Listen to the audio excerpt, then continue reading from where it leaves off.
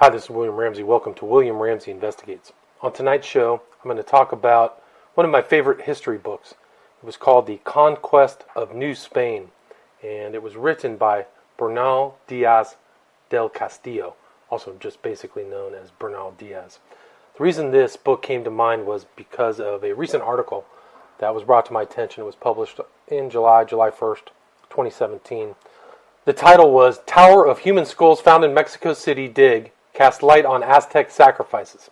Archaeologists find more than 650 skulls near the site of Templo Mayor. It was in the center of present-day Mexico City, but back at the time of the Mexican conquest, or the conquest of the Aztec Empire, it was known by a different name. I think it was Tenochtitlan, some old Mexican name. But just to read a little bit of the article. A tower of human skulls unearthed beneath the heart of Mexico City has raised new questions about the culture of sacrifice in the Aztec Empire after crania of women and children surfaced among the hundreds embedded in the forbidding structure. Archaeologists have found more than 650 skulls caked in lime and thousands of fragments in the cylindrical edifice near the site of the Templo Mayor, one of the main temples in the Aztec capital, Tenochtitlan, which later became Mexico City. The tower is believed to form part of the Huayzompantli, a massive array of skulls that struck fear into Spanish conquistadors when they captured the city under Hernán Cortés. The structure was mentioned in contemporary accounts. Historians relate how the severed heads of captured warriors adorned zompantli, or skull racks, found in a number of Mesoamerican cultures before the Spanish conquest. But the archaeological dig in the bowels of old Mexico City that began in 2015 suggests that picture was not complete.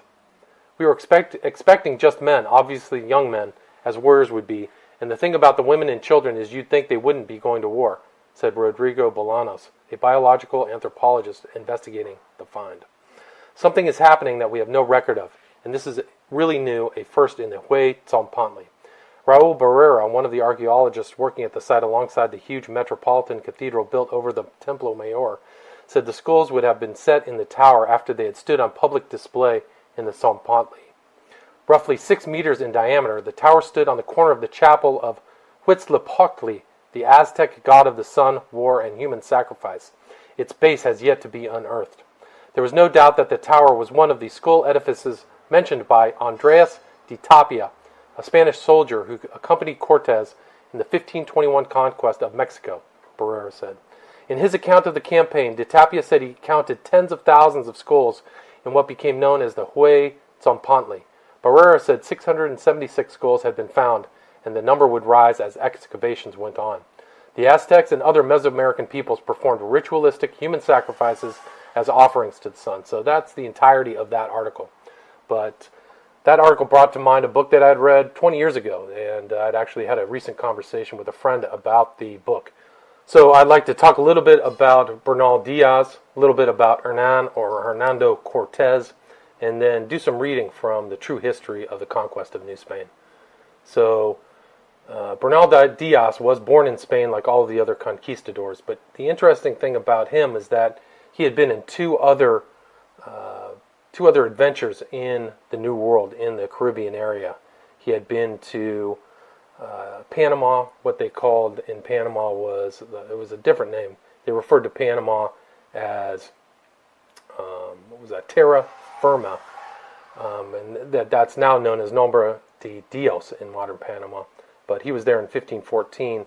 But after 2 years, everybody got sick, so he left. And that was the first adventure he had in that area. And then the second one is he went to Cuba, and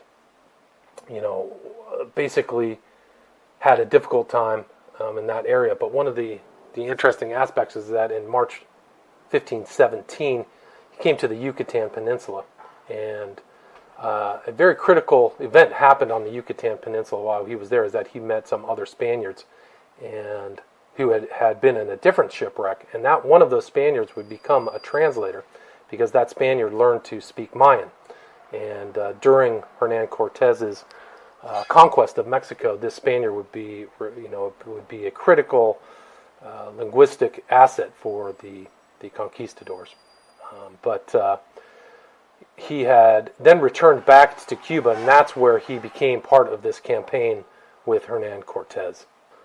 Hernan Cortez was one of the early colonists and from Spain and went to Cuba, where he came under the aegis of the local governor, a guy by the name of Governor Velasquez, who saw something in Cortez and gave him some land and some other things. But it was interesting thing about Cortez is that he had been in Cuba for about 10 or 15 years before he even set foot in Mexico. And he had seen and watched and heard stories of other failed missions, expeditions that had been taking place and had been gone to that area. But it was in 1518 that Cortez was in command of an expedition, and he basically, he was accompanied by 11 ships, 500 men, 13 horses, and cannon. And he initially landed in Mayan territory. And it was there, like I was talking about, that he came across a man by the name of Geronimo de Aguilar, a priest who had survived a shipwreck but had been in captivity. And it was there through this Franciscan priest that he was able to learn the language of the Maya that was locally there. So he then left this kind of Mayan in this Yucatan area and went to Tabasco. And there, he met a woman while he was in Tabasco, another woman by the name of La Malinche, who became Cortez's mistress. But the interesting thing about Malinche is that she knew the language of the Aztecs, Nahuatl, and she also knew Mayan. So Geronimo de Aguilar could speak Spanish with Hernan Cortez, talk Mayan to Malinche, who could then speak Aztec to the Aztecs. Eventually, when Hernan Cortez became in contact with them. So, and it was in 1519 that Cortez eventually met the head of the Aztec empire, a guy by the name of Moctezuma, or Montezuma, as they say here in the States, but it's Moctezuma is the appropriate pronunciation. So this is a reading from The Conquest of New Spain by Bernal Diaz. This is chapter 31 from Bernal Diaz. How we arrived at the Rio de Grijalva, which in the language of the Indians is called Tabasco, of the attack the Indians made on us, and what else happened to us with them. On the 12th of March, 1519, we arrived with all the fleet at the Rio de Grijalva, which is also called Tabasco. And as we already knew from our experience with Grijalva, that vessels of large size could not enter into the river. The larger vessels were anchored out at sea, and from the smaller vessels and boats, all the soldiers were landed at the Cape of the Palms, which is about half a league distant from the town of Tabasco. The river banks, and the mangrove thickets were swarming with Indians, at which those of us who had not been here in Grijalva's time were much astonished. In addition to this, there were assembled in the town more than 12,000 warriors, all prepared to make war on us. For at this time the town was of considerable importance, and other large towns were subject to it, and they had made all preparation for war, and were well supplied with the arms for which they are accustomed to use. The reason for this was that the people of Potonchan and Lazaro and the other towns in that neighborhood had looked upon the people of Tabasco as cowards, and had told them so to their faces, because they had given Grijalva the gold jewels which I have spoken about in an earlier chapter, and they said that they were too faint-hearted to attack us, although they had more towns and more warriors than the people of Potonchan and Lazaro.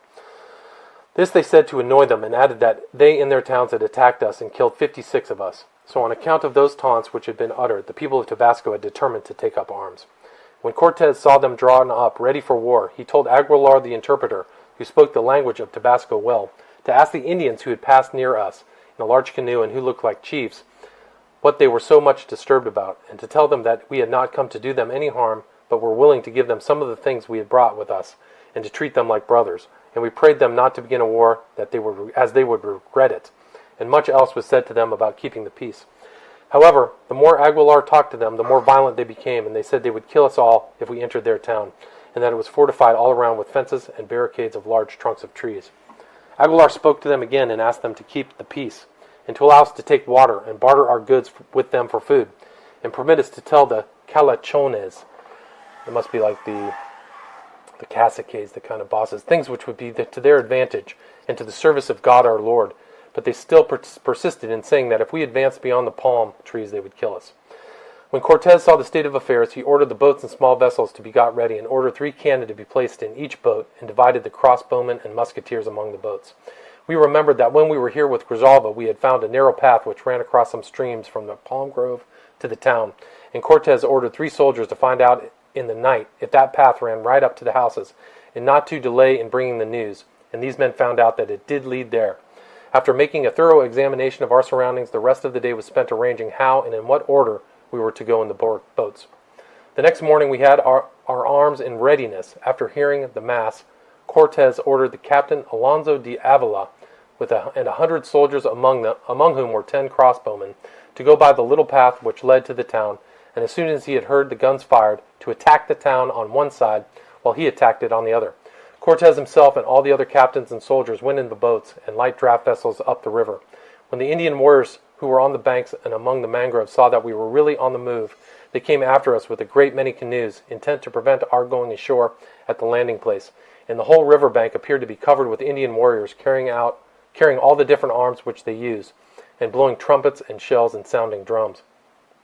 When Cortez saw how matters stood, he ordered us to wait a little and not to fire any shots from guns or crossbows or cannon, for as he wished to be justified in all that he might do, he made another appeal to the Indians through the interpreter Aguilar, in the presence of the king's notary Diego de Godoy, asking the Indians to allow us to land and take water and speak to them about God and His Majesty, and adding that should they make war on us, that if in defending ourselves some should be killed and others hurt, theirs would be the fault, and the burden it would not lie with us, but they went on threatening that if we landed they would kill us.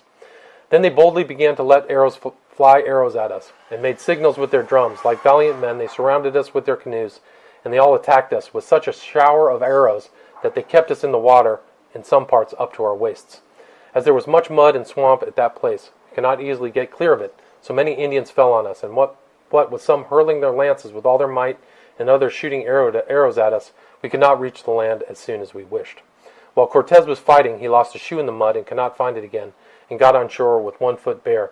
Presently someone picked up the shoe out of the mud and put it on again. While this was happening to Cortez, all of us captains as well as soldiers with the cry of Santiago, fell upon the Indians and forced them to retreat, but they did not fall back far, as they sheltered themselves behind great barriers and stockades formed of thick logs, until we pulled them apart and got to one of the small gateways of the town. There we attacked them again, and we pushed them along through a street where other defenses had been erected, and there they turned on us and met us face to face and fought most valiantly, making the greatest efforts, shouting and whistling and crying Al Calacione, which in their language meant in order to kill or capture our captain. While we were thus surrounded by them, Alonso de Avila and his soldiers came up. As I've already said, they came from the palm grove by land, and could not arrive sooner on account of the swamps and creeks. Their delay was unavoidable, but just as we had been delayed over the summons of the Indians to surrender, and in breaking the openings of the barricades so as to enable us to attack them, now we all joined together to drive the enemy out of their strongholds, and we compelled them to retreat. But like brave warriors, they kept on shooting showers of arrows and fire-hardened darts, and never turned their backs on us, until we gained a great court with chambers and large halls, and 3 idol houses, where they had already carried all the goods they possessed. Cortez then ordered us to halt, and not to follow on and overtake the enemy in their flight. There and then Cortez took possession of that land for His Majesty, performing the act in His Majesty's name. It was done in this way. He drew his sword, and as a sign of possession, he made 3 cuts in a huge tree called a ceiba, which stood in the court of that great square, and cried that if any person should raise objection, that he would defend the right with the sword and shield which he held in his hands.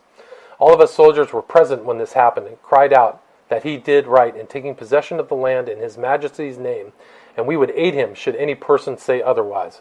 This act was done in the presence of the royal notary. The partisans of Diego Velazquez choose to grumble at this act of taking possession.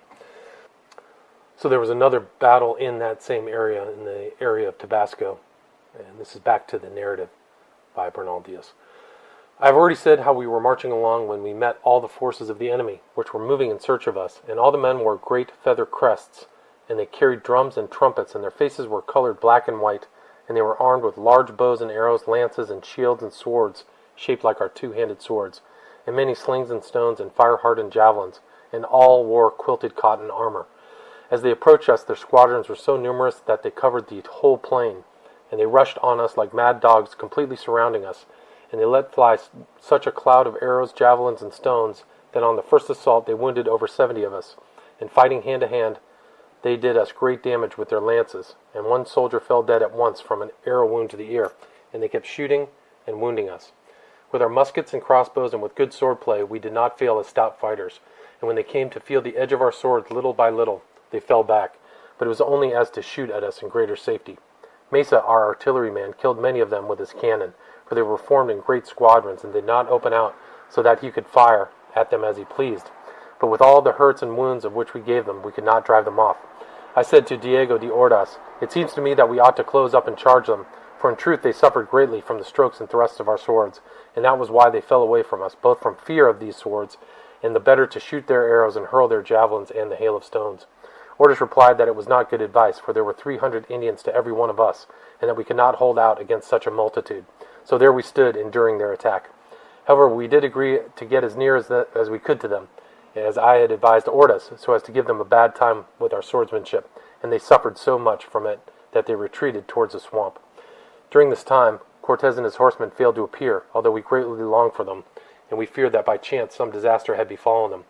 I remember that when we fired shots, the Indians gave great shouts and whistles and threw dust and rubbish into the air, so that we could not see the damage done to them, and they sounded their trumpets and drums and shouted and whistled and cried. Just at this time we caught sight of our horsemen, and as the great Indian host was crazed with its attack on us, it did not at once perceive them coming up behind their backs, and as the plain was level ground, and the horsemen were good riders, and many of the horses were very handy and fine gallopers, they came quickly on the enemy, and speared them as they chose. As soon as we saw the horsemen, we fell on the Indians with such energy, that with us attacking on one side and the horsemen on the other, they soon turned tail.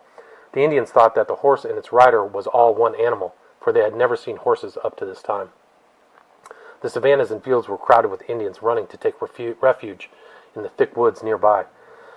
After we had defeated the enemy, Cortez told us he had not been able to come to us sooner as there was a swamp in the way, and he had to fight his way through another force of warriors before he could reach us. 3 horsemen and 5 horses had been wounded. As soon as the horsemen had dismounted under some trees and houses, we returned thanks to God for giving us so complete a victory.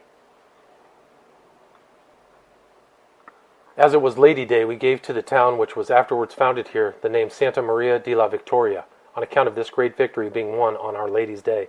This was the first battle that we fought under Cortez in New Spain. After this we bound up the hurts of the wounded with cloths, for we had nothing else, and we doctored the horses by searing their wounds with the fat from the body of a dead Indian, which we cut up to get out the fat. And we went to look at the dead lying on the plain, and there were more than 800 of them, the greater number killed by thrusts, the others by the cannon, muskets, and crossbows, and many were stretched out on the ground half dead. Where the horsemen had passed, numbers of them lay dead and groaning from their wounds.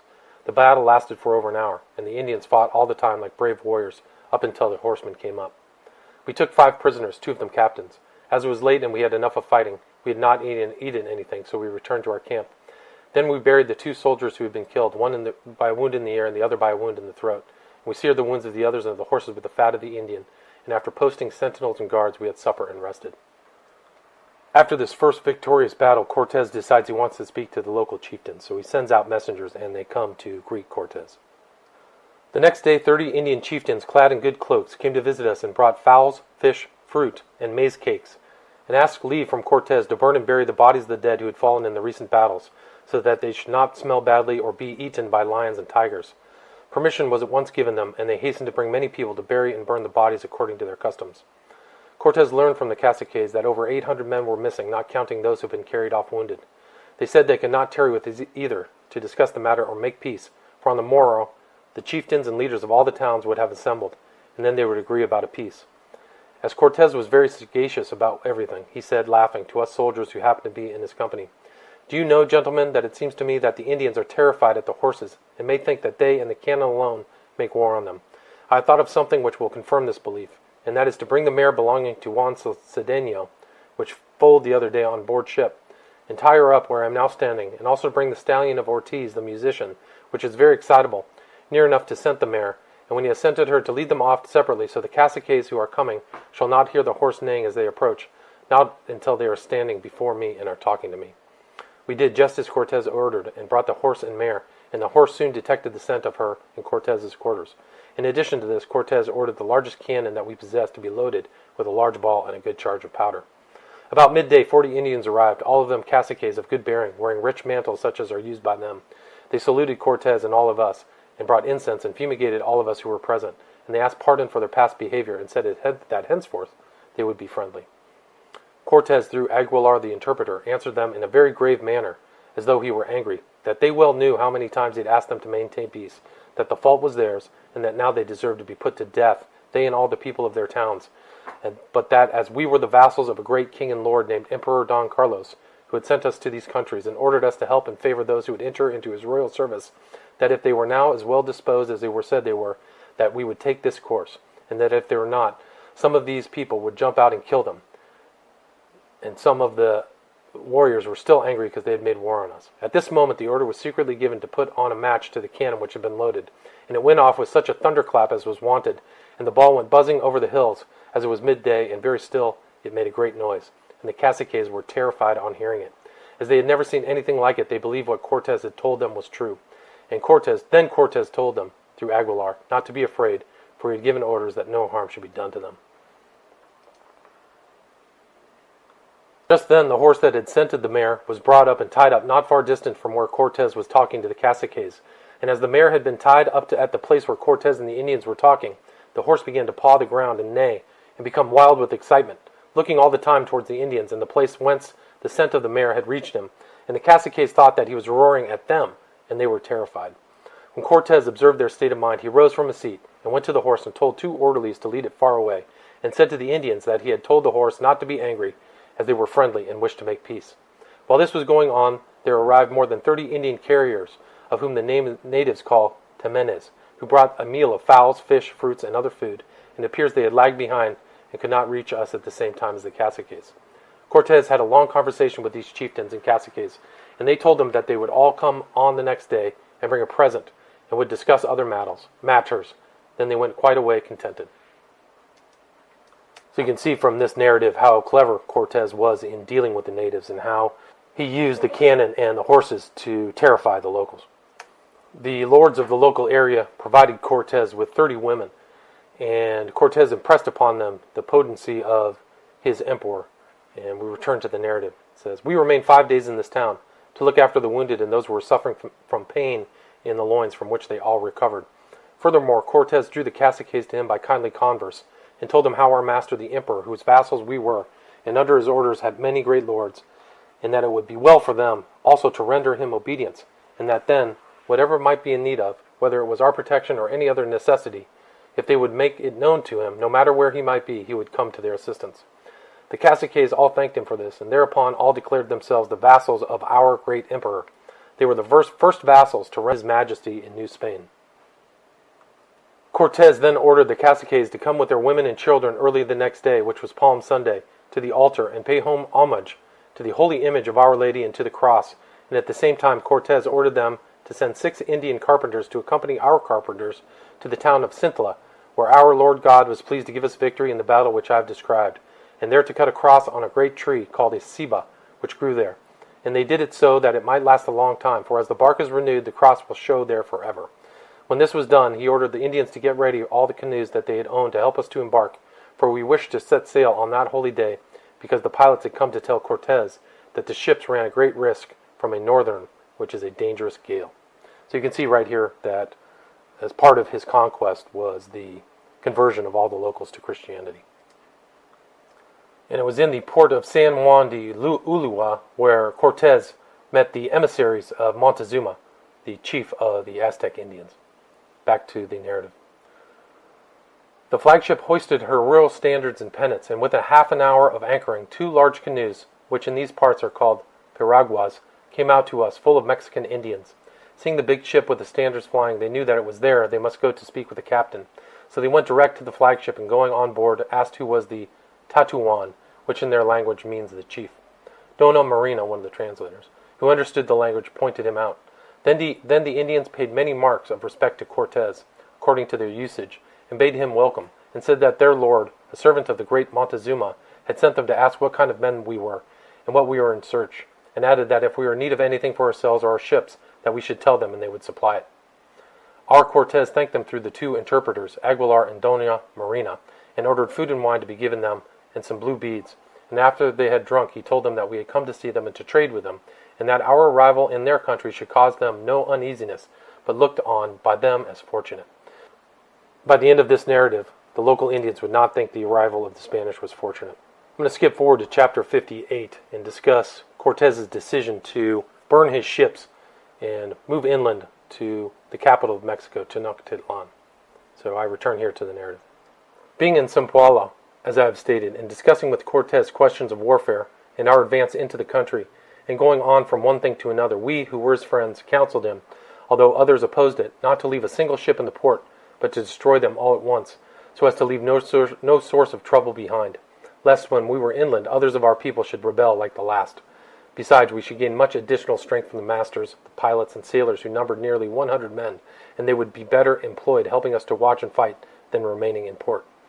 As far as I can make out, this matter of destroying the ships, which we had suggested to Cortez during our conversation, had already been decided on by him, but he wished it to appear as though it came from us, so that if anyone should ask him to pay for the ships, he could say that he had acted on our advice, and we would all be concerned in their payment. Then he sent Juan de Escalante, who was chief alguacil, and a person of distinguished bravery and a great friend of Cortez, and an enemy of Diego Velazquez, because he had not given him good Indians on the island of Cuba, to Villarica with orders to bring on shore all the anchors, cables, sails, and everything else on board which might prove useful, then to destroy the ships and preserve nothing but the boats, and that the pilots, sailing masters, and sailors, who were old and of no use for war, should stay at the town. With the 2 nets they possessed should undertake the fishing, for there was always fish in that harbor, although they were not very plentiful. Juan de Escalante did all that he was told to do, and soon after arrived at Zempoala with a company of sailors, whom he had brought from the ships, and some of them turned out to be very good soldiers. When this was done, Cortez sent to summon all the caciques of the hill towns that were allied to us in rebellion against Montezuma, and told them how they must give their service to the Spaniards who remained in Villarica, and to finish building the church, fortress, and houses. And Cortez took Juan de Escalante by the hand before them all, and said to them, "This is my brother," and told them to do whatever he should order them, and that should they need protection or assistance against the Mexicans, they should go to him, and he would come in person to their assistance. All the caciques willingly promised to do what might be asked of them, and I remember that they at once fumigated Juan de Escalante with incense, though he did not wish it done. I have already said that he was a man well qualified for any post and a great friend of Cortez, so he could place him in command of the town and harbor with confidence, so that if Diego Velazquez should send an expedition there, it would meet with resistance. I must leave him here and go on with my story.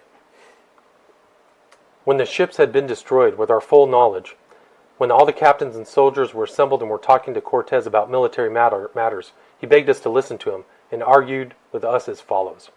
Quote, "We all understood what was the work that lay before us, and that with the help of our Lord Jesus Christ, we must conquer in all battles and encounters, and must be as ready for them as was befitting. For if we or any were defeated, which pray God would not happen, we could not raise our heads again, as we were so few in numbers, and we could look for no help or assistance, but that which came from God. For we no longer possess ships in which to return to Cuba, but must rely on our own good swords and stout hearts." And he went on to draw many comparisons and relate the heroic deeds of the Romans. Once and all we answered him that we would obey his orders, and that when the die was cast for good fortune, as Caesar said when he crossed the Rubicon, that we were all of us ready to serve God and the king. After this excellent speech, which was delivered with more honeyed words and greater eloquence than I can express here, Cortez at once sent for the fat cacique, and reminded him that he should treat the church and cross with great reverence and keep them clean. And he also told them that he meant to depart at once for Mexico, to order Montezuma not to rob or offer human sacrifices, and that he now had need of 200 Indian carriers to transport his artillery, for as I've already said, these Indians can carry 2 arrobas on their backs and march 5 leagues with it. He also asked 50 of the leading warriors to go with us. When our departure for Mexico had received full consideration, we sought advice as to the road we should take, and the chieftains of Zempoala were agreed that the best and most convenient road for us to take was through the province of Tlaxcala, for they were their allies and mortal enemies of the Mexicans. 40 chieftains, all warriors, were already prepared to accompany us and were of great assistance to us on that journey, and they provided us as well with 200 carriers to transport our artillery. We poor soldiers had no need of help, for at that time we had nothing to carry except our arms, lances, muskets, crossbows, shields, and the like, with which we both marched and slept, and we were shod with hempen shoes, as I have often said, and were always prepared for a fight. In the middle of August 1519, we set out from Zempoala, keeping always in good formation, and with scouts and some of the most active soldiers in advance. The first day we marched to the town called Jalapa, then to Chima, a strong place with a difficult approach, and inside there were many vines of the grapes of the country on trellises. In both those towns, through our interpreters, Dona Marina and Geronimo the Aguilar, all matters touching our holy religion were explained to the people, that we were the vassals of the Emperor Don Carlos, who had sent us to put an end to human sacrifices and robbery, and that they were told other things which is advantageous to state. As they were friends of the Sempualans and did not pay tribute to Montezuma, we found them very well disposed towards us, and they provided us with food. A cross was erected in each town, and its meaning was explained to them, and they were told to hold it in great reverence. As soon as we had eaten, Cortez asked through our interpreters about their lord Montezuma. The chief told us of his great strength in warriors, which he kept in all the provinces under his sway, without counting many other armies which were posted on the frontiers and in neighboring provinces, and that Montezuma then spoke of the great fortress of Mexico, how the houses were built in the water, and how one can only pass from one house to another by means of bridges which they have made or canoes, and how all the houses have flat roofs, which by raising breastworks when they are needed can be turned into fortresses, that the city is entered by 3 causeways, each causeway having 4 or 5 openings in it, through which the water can flow from one part to the other, and each opening has a wooden bridge over it, so that when any one of the bridges is raised, no one can enter the city of Mexico. Then the chief told us of the great store of gold and silver, and the stones and other riches which Montezuma his lord possessed, and he never ceased telling us how great a lord he was, so that Cortez and all of us marveled at hearing him. The more he told us about the great fortress and bridges, of such stuff we Spanish soldiers made, the more we wanted to try our luck against them, although it seemed a hopeless enterprise, judging from what Olentecle explained and told us. In reality, Mexico was much stronger and had better munitions and defenses than anything he told us about, for it is one thing to have seen the place itself and its strength, quite another to describe it as I do. He added that Montezuma was so great a prince that he placed anything he chose under his rule, and that he did not know if he would be pleased when he heard of our stay in that town, and that we had been given lodgings and food without his permission. Cortez replied through our interpreters, I would have you know that we have come from distant lands at the order of our lord and king, the Emperor Don Carlos, who has many and great princes as his vassals, and he sends us to command your great prince Montezuma not to sacrifice or kill any more Indians, or to rob his vassals, or to seize any more lands, but to give his fealty to our lord the king. And now I say the same to you, Olentecle, and to all the other caciques who are with you. Desist from your sacrifices, and no longer eat the flesh of your own relations, and cease to commit sodomy and other evil customs which you practice, for such is the will of our Lord God, whom we believe in and worship, the giver of life and death, who will take us up to heaven. He told of them of many other things concerning our holy religion, all of to which things they made no reply.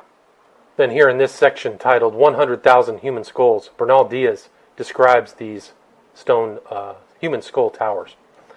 Quote, I remember that in the plaza where some of their oratories stood, there were piles of human skulls so regularly arranged that one could count them, and I estimated them at more than 100,000. I repeat again that there were more than 100,000 of them, and in another part of the plaza there were so many piles of dead men's thigh bones that one could not count them. There was also a large number of skulls strung out between beams of wood, and 3 priests who had charge of these bones and skulls were guarding them. We had occasion to see many such things later on as we penetrated into the country, for the same custom was observed in all the towns, including those of Tlaxcala. On their way to the Mexican capital, Tenochtitlan, the capital of the Aztecs, Cortez and his group encounters a group of Tlaxcalans and fights his way through their city. Quote, the next day, after commending ourselves to God, we set out with all our ranks in good order, the horsemen well instructed in the way they should charge through the enemy and return to us, and see that the enemy should not be permitted to break our ranks and separate us one from the other. As we thus marched on, 2 armies of warriors approached to give us battle. They numbered 6,000 men, with loud shouts and the din of drums and trumpets, as they shot their arrows and hurled their darts and acted like brave warriors. Cortez ordered us to halt, and sent forward the 3 prisoners whom we had captured the day before, to tell them not to make war on us, as we wished to treat them as brothers.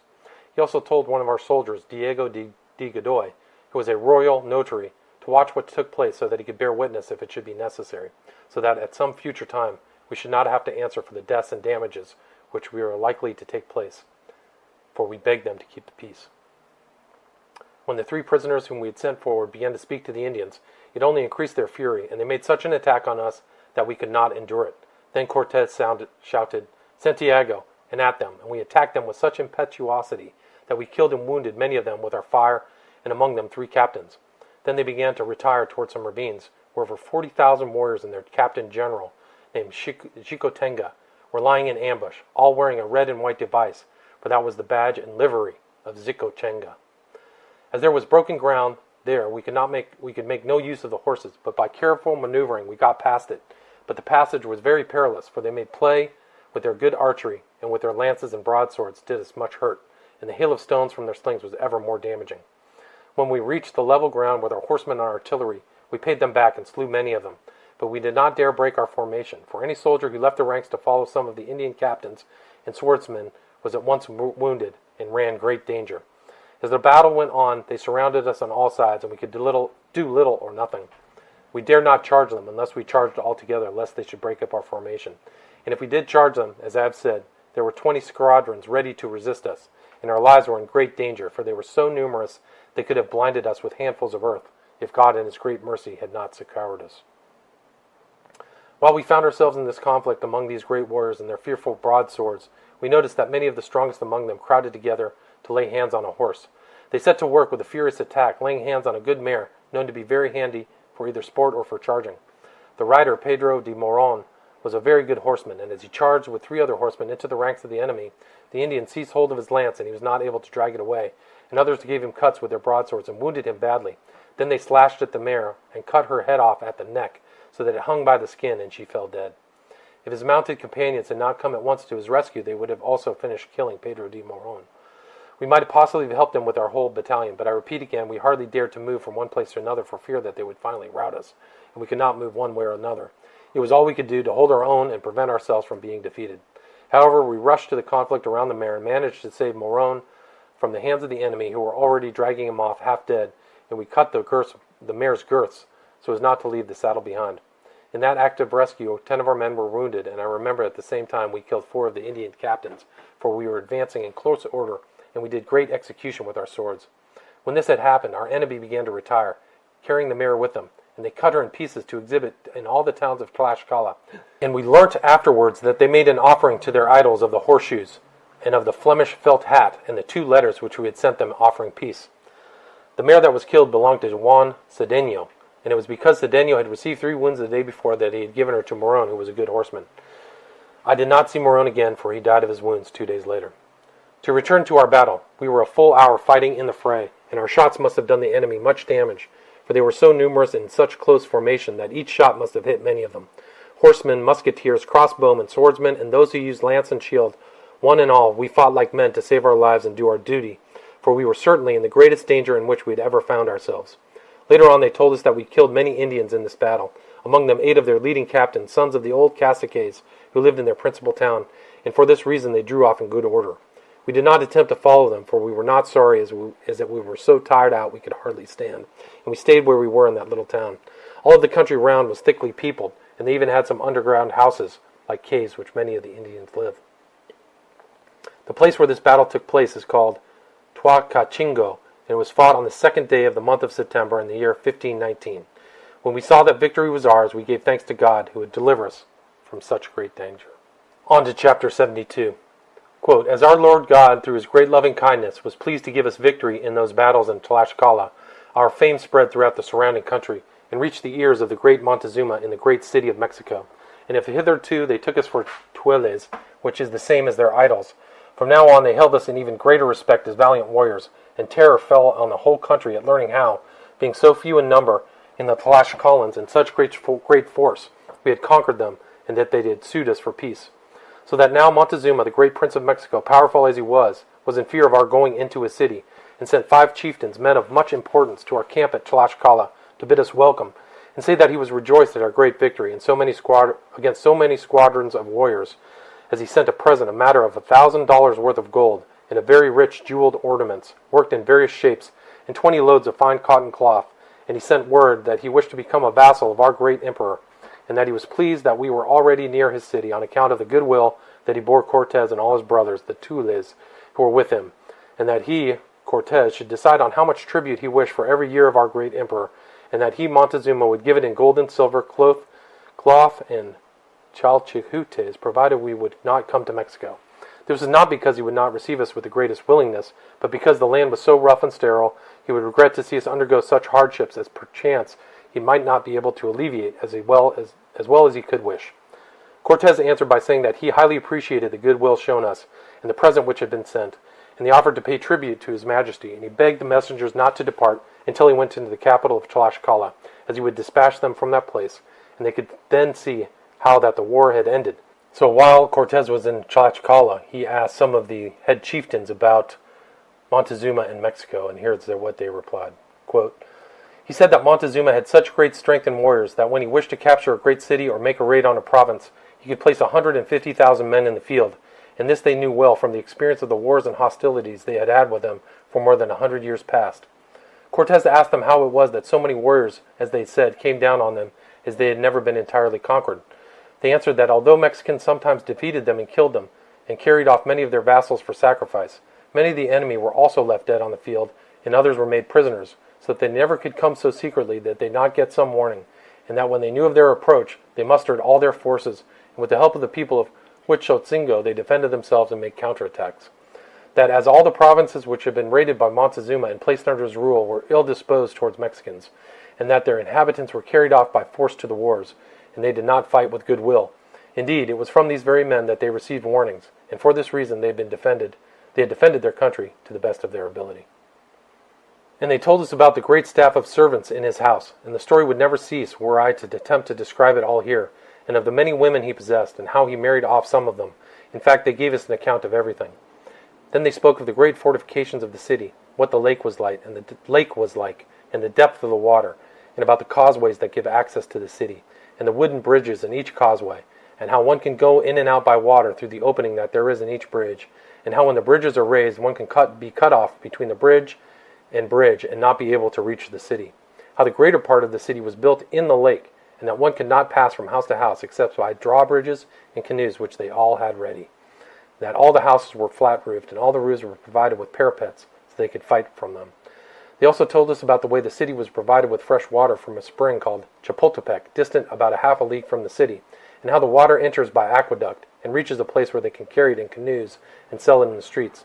When they told us about the arms that were used, such as two-pronged javelins which they hurl with throwing sticks, and will go through any sort of armor, and that there are many good archers, and others with lances with flint edges, which have a fathom of cutting edge, so cleverly made they cut better than knives, and they have shields and cotton armor, and there are many slingers who sling rounded stones, and others with very good and long lances, stone-edged two-handed swords. They brought us pictures of the battles they had fought with the Mexicans, painted on large henequen cloths, showing their manner of fighting. As our captain and all of us had already heard about all that the caciques were telling us, we changed the subject and started them on another more profound, which was, how was it that they had come to inhabit that land, and from what direction had they come? And how was it that they had differed so much from and were so hostile to the Mexicans, seeing that their countries were so close to one another? They said that their ancestors had told them that in times past there had lived among them men and women of giant size with huge bones, and because they were very bad people of evil manners, that they had fought with them and killed them, and those of them who remained died off. So that we could see how huge and tall these people had been, they brought us a leg bone of one of them, which was very thick, in the height of a man of ordinary stature, and that was the bone from the hip to the knee. I measured myself against it, and it was as tall as I am, although I am of fair size. They brought other pieces of bone like the first, but they were already eaten away and destroyed by the soil. We were all amazed at seeing these bones, and felt sure there must have been giants in this country, and our Captain Cortez said to us that it would be well to send the great bone to Castile, so that his majesty might see it. So we sent it with the first of our agents who went there. These caciques also told us that they had learned from their forefathers that one of their idols, to which they paid the greatest devotion, had told them that men would come from distant lands in the direction of the rising sun to subjugate them and govern them, and that if we were those men, they were rejoiced at it, as we were so good and brave. That when they made their peace with us, they had borne in mind that their idols had said, and for this reason they had given us their daughters, so as to obtain relations who would defend them against the Mexicans. When they finished their discourse, we were all astounded and said, can they possibly have spoken the truth? Then our Captain Cortez replied to them and said that certainly we came from the direction of the sunrise, that our Lord and King had sent us for this very purpose, that we should become as brothers to them. For he had heard of them, and he prayed God to give us grace, so that by our hands and our intercession they would be saved. And we all said, Amen. So that's a great place to stop in this narrative. Again, that was The Conquest of New Spain by Bernal Diaz, a very detailed analysis of Hernan Cortez's conquest of Mexico, detailing from the landing to all the battles to the final victory of the Spanish conquistadors. So I hope you enjoyed the show. I will include links to the books that you can find online, and this was only page 288 of about 1,000 pages of information, so there's a lot more to talk about. But thank you. Have a good evening.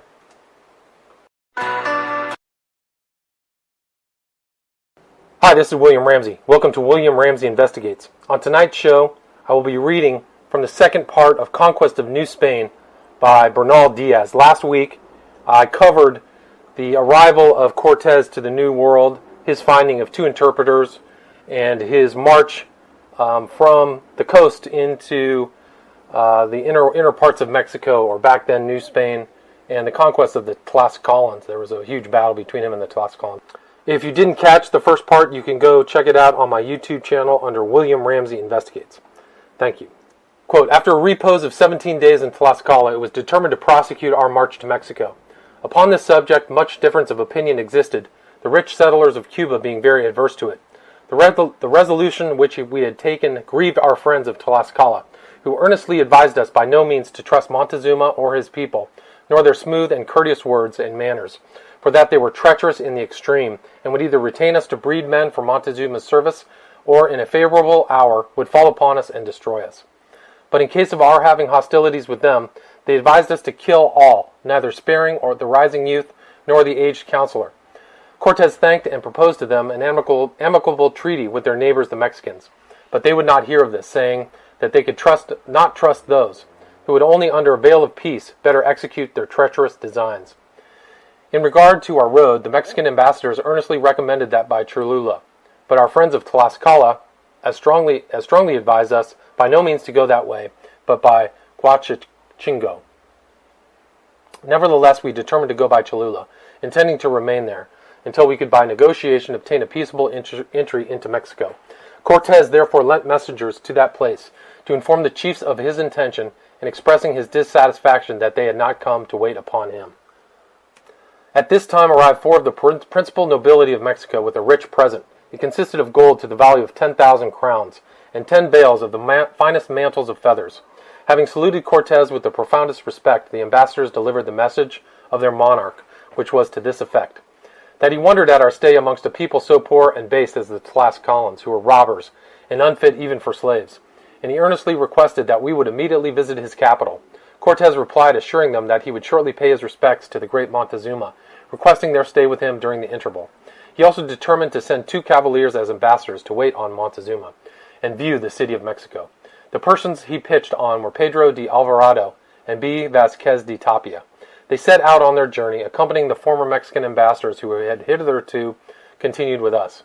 I was at this time ill of my wounds and of a fever, and therefore incapable of observing exactly all that passed, but I know that their going thither appeared to us a very unwise measure, and in consequence of our remonstrances they were recalled. The chiefs of Cholula now sent us 4 men of low condition, with a very dry and uncourteous answer to our message, and without any present whatsoever. This evidently appeared to be done in contempt, and Cortez sent notice to them that if their chiefs did not wait upon him in 3 days, they should be considered as rebels, that in the case of their compliance he would be happy to esteem them as brothers, and had much to tell them of great importance. They then sent word that they dare not come amongst the enemies of the Tlaxcalans, who they knew had misrepresented them and the great Montezuma to us, but they requested that we would visit their city, where they would give us an honorable reception. When the Tlaxcalans saw our determination to accept this proposal, they told us that since we were resolved to neglect their advice, they expected that we would take with us 10,000 of their best warriors. This was thought, too, a great number for a peaceable visit. We, however, agreed to take 2,000, which were immediately ready to attend us. Being well prepared against whatever might happen, we now set out on our march, and arrived in the evening at a river, distant a short league from Cholula, where a stone bridge is now built across it. Here some of the chiefs of the city came to congratulate us on our arrival. Continuing our march on the next day, when we came near the city, we were met by the chiefs and priests all in a body, all dressed in cassocks of cotton, resembling those of the Zapotecans. The chiefs presented their incense to Cortez, and after apologizing for not having gone to Tlaxcala, requested that he would not permit so large a body of their enemies to enter the city. This appearing reasonable, Cortes sent Alvarado and Dioli to desire our allies to hut themselves in the field, and we then marched on, attended only by the Indians of Sempoal and those who drew the artillery. Before he entered the city, he made known to those people the objects of his mission, as had already been frequently related. They replied without hesitation that, to our monarch, they were perfectly ready to yield immediate obedience, which they did. But as to that, abandoning their ancient religion, they could not comply with any such demand. When we entered their city, we were concluded through an immense crowd which filled the streets and terraces to our quarters in some large apartments, which contained us, our allies of Sempoal, and those who conveyed the artillery and baggage. During the time we stayed here, a plot was concerted by the ambassadors of Montezuma for the entry of 20,000 of his troops into this city to fall upon us, and several houses were filled with poles and leathern collars, in which they were to have brought us prisoners to Mexico, but that God was pleased to foil their designs. For the first 2 days we were entertained as well as we could wish, but on the third we received no provisions, nor did either chief or priest make his appearance. The very few inhabitants we saw withdrew from us with a mysterious kind of sneer in their faces, and Cortes at this time, applying to the ambassadors to procure for us some provisions as usual, all that we obtained was a little wood and water conveyed by some old men, who told us that no maize was to be had. On this day ambassadors arrived from Montezuma, who, in very disrespectful terms, forbid our approach to Mexico, and required an immediate answer. Cortes mildly expressed his surprise at this alteration. He made them a present, and requested a short delay, to which they acceded. He then, summoning his soldiers, warned us to be alert, for that he suspected some great treachery. The chiefs having refused to attend him, he immediately sent some soldiers to a great temple hard by our quarters, with orders to bring, as quietly as they could, 2 of the priests. In this they succeeded without any difficulty, and the priests being brought before the general, he made a present to each, and then inquired the reason of these extraordinary appearances. One of them was a person of rank and authority over all the temples of the city, in the manner of a hilltop. This person assured him that if he had an opportunity of speaking to the chiefs, he could persuade them to come, and being dismissed for this purpose, he was as good as his word, for he soon returned accompanied by several of them. Cortes first asked the cause of the change in their behavior. He then demanded an immediate supply of provisions, and also a number of their people for the milking day, to convey the baggage and artillery. The chiefs appeared confounded, but at length promised to send in provisions, though they said he had not been forbidden by Montezuma, that he was not satisfied we should go any farther. Just at this time, 3 of our friends from Sempoal called out to the general, and informed him that they had discovered hard by our quarters pitfalls covered with wood and earth, and that clearing away the earth and looking into them, they had found it set with sharp stakes, that the terraces of all the houses were filled with stones and parapeted with sods, and they had seen a barricade of strong timber in one of the streets. At this instant arrived also 8 Tlascalans from their army which was lying in the old. They warned Cortes against the intended attack, for it had come to their knowledge that the people of the place had, on the preceding night, sacrificed to their war god 7 victims, 5 of whom were children, and they had also observed that they were withdrawing their women, children, and effects from the place. Hereupon Cortes sent orders to the Tlascalans to hold themselves in readiness, and rejoining the chiefs and priests of the town, he desired them to be under no apprehension, but warned them not to deviate from their obedience on pain of instant punishment. He then demanded of them 2,000 of their warriors to accompany him on his march the ensuing day. This they readily promised, thinking that it would tend to facilitate their projects. They therefore took their leave very well contented, and sent notice of our intentions to all those concerned with them. Cortes then sent Donna Marina to bring back the 2 priests with whom he had spoken to. In this she succeeded, and Cortes obtained from them the following intelligence. They told him that Montezuma, on our approach to Mexico, had become very unsettled in his mind, sometimes ordering that we should be received with honor, at other times that we should be not permitted to pass, and that having lately consulted his gods, they had declared that here in Cholula we were all to be put to death, or made prisoners, for which purpose he had sent 20,000 of his troops, 1/2 of which number was in the city, and the other concealed half a league from it. That the plan of their attack was settled, and that 20 of us were allotted to be sacrificed to the gods of Cholula. Cortes rewarded them handsomely, and joining strict secrecy, desired them to bring to him all the chiefs that at the time he appointed. He then summoned a council of the ablest and wisest soldiers of his army, some of whom were returning immediately, and others proposed various measures, but at length all agreed in the necessity of severely punishing this treachery as an example to other people. It was therefore determined that we should carry on the appearance of our intended march, preparing our baggage and concealing our other measures, that within the high walls of the courts where we were quartered, punishment should be inflicted upon the Cholulans. With the ambassadors of Montezuma, it was thought it was most prudent to dissemble. We therefore told them of our having discovered the treason of the people who had aspersed Montezuma, being the author of it. And we proposed to them that they have no more intercourse with the inhabitants, but to retire to the apartment of Cortez. They solemnly declared their ignorance of the transaction, and contrary to their inclination, we now put them under a good guard for the night, during which our whole force remained under arms. On this night, the wife of a cacique, an old woman who was acquainted with the plot, came secretly to Donna Marina, whose appearance had attracted her regard, and invited her to her own house as a place of security from the danger which was ready to overwhelm us, making at the same time a proposal to her to accept as a husband her son, the brother of a boy who accompanied her. Donna Marina, with a profusion of thanks, and with her usual acuteness and pretense of mind, agreed to all that she proposed, but that she wanted someone with whom to entrust her effects. She then obtained information of every particular of the business, all of which the old woman informed her she had learned from her husband, who was chief of one of the divisions of the city, was then with his warriors giving directions for their junction with the Mexican forces. She added that she had known it 3 days before in consequence of presents which had been sent from Mexico to the different chiefs, her husband having received at that time a golden drum. Donna Marina, desiring this woman and her son to remain where they were and take care of her effects, hastened to Cortez and informed him of all that had happened, and that the person from whom she had the information was in her apartment, the consequence of which Cortez immediately sent for her, and the women, on being brought into his presence, confirmed all that she had said to Donna Marina, which exactly agreed with the other information he had received. When day broke, the hurry of the chiefs, priests, and people, and the satisfaction which appeared in their countenances, were as great as if they had already had us in their cages. They brought many more of their warriors to attend to us than we had required, insomuch that the courts which remain at this day as a memorial of the event, large as they were, could not contain them. We were all prepared for what was to be done. The soldiers, armed with sword and buckler, were placed at the gate of the great court in order to prevent any one from escaping, and our general was on horseback, attended by a strong guard. When he saw how the people crowded in, he exclaimed, "How anxious are these traitors to feast upon our flesh, but God will disappoint them." He sent directions to the 2 priests who had given the information to go immediately to their houses, and this he did in order to save their lives. Then, causing the rest of the priests and all the chiefs to be brought in, he calmly asked them what was their reason for plotting to destroy us, what we had done, more than require them to abandon their abominable customs, and endeavor to instruct them in the articles of our holy faith, and that for these reasons only they had made preparations to cut us all off, that their evil intentions appeared by their having withdrawn the women from the town, and when we required, they made preparations to cut us all off.